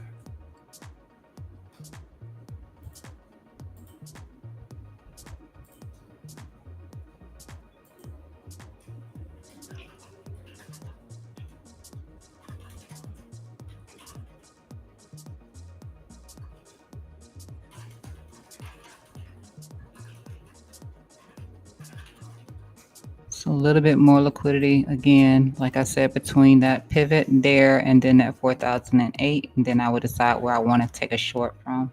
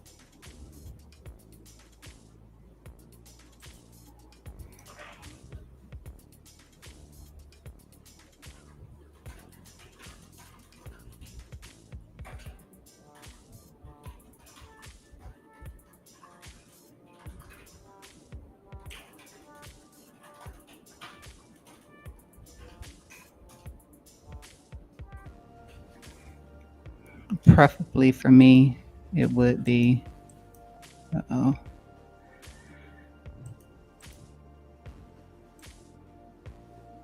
it would be something like that. Preferably for my short.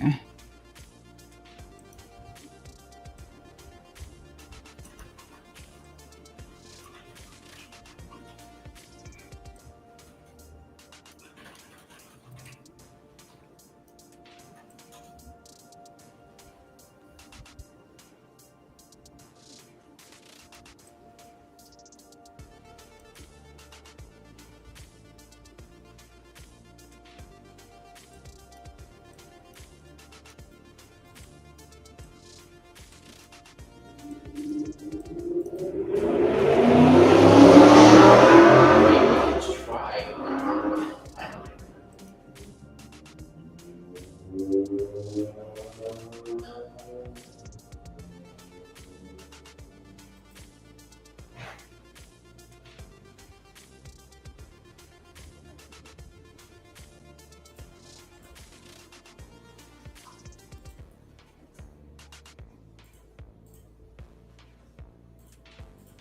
I do have the bear div on the 2 hour for Ethereum, which the bearishness hasn't really made a difference.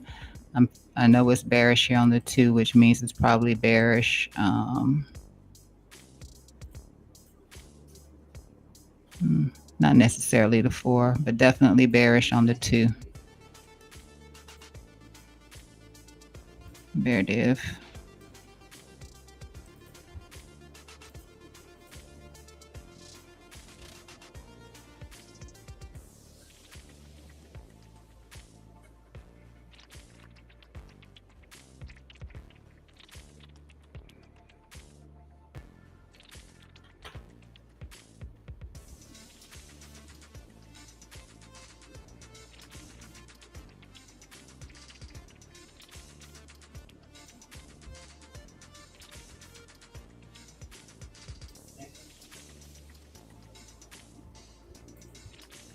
Thank you. You too.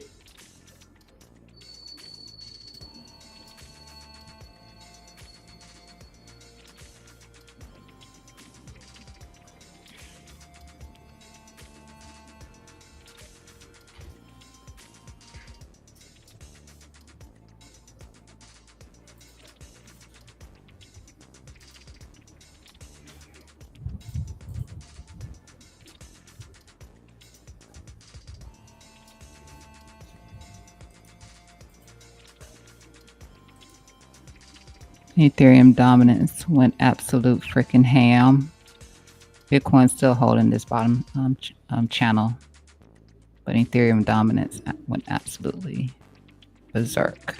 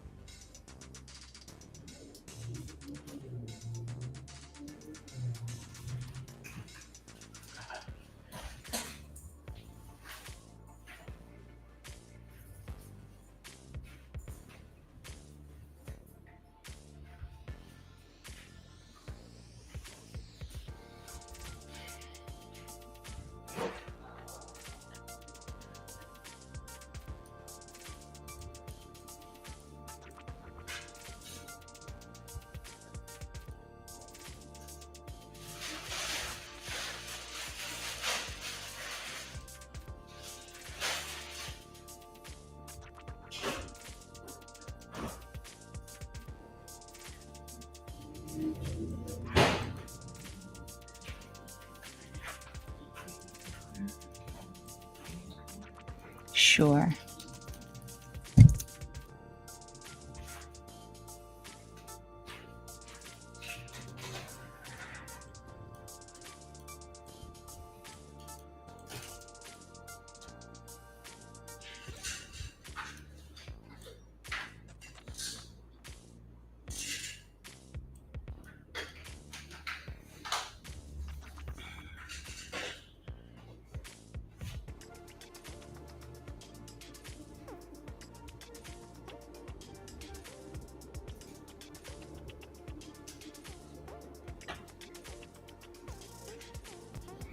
I did enter short. I don't doubt that it cannot push up higher, just a little bit higher, but it's not going to get too far. So I did enter short. Like I said, I want to see it break here and then drop back down below here. Rather see it close and then fall back in, but I'm just as good with this. And then I'll determine my max pain, but it's definitely going to come back down here, whatever it does.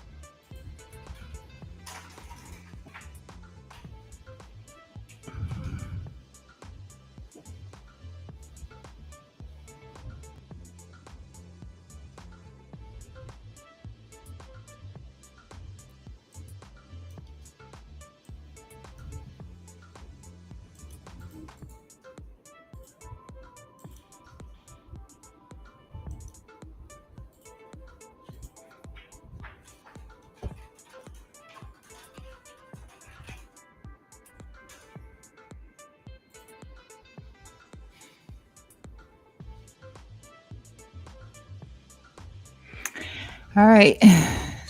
I'd like to thank everyone who stopped by to join me today on the Coin King channel. I am not the king, I am the queen. I am down to crypto TA. And with that said, I will be back tomorrow at 5 a.m. Again, I did take my short here based off of my level. Not saying that it can't push through here a little bit more if it chooses to, but after taking that liquidity here and the little bit of extra that was up here around my level right here, this is just what I'm doing.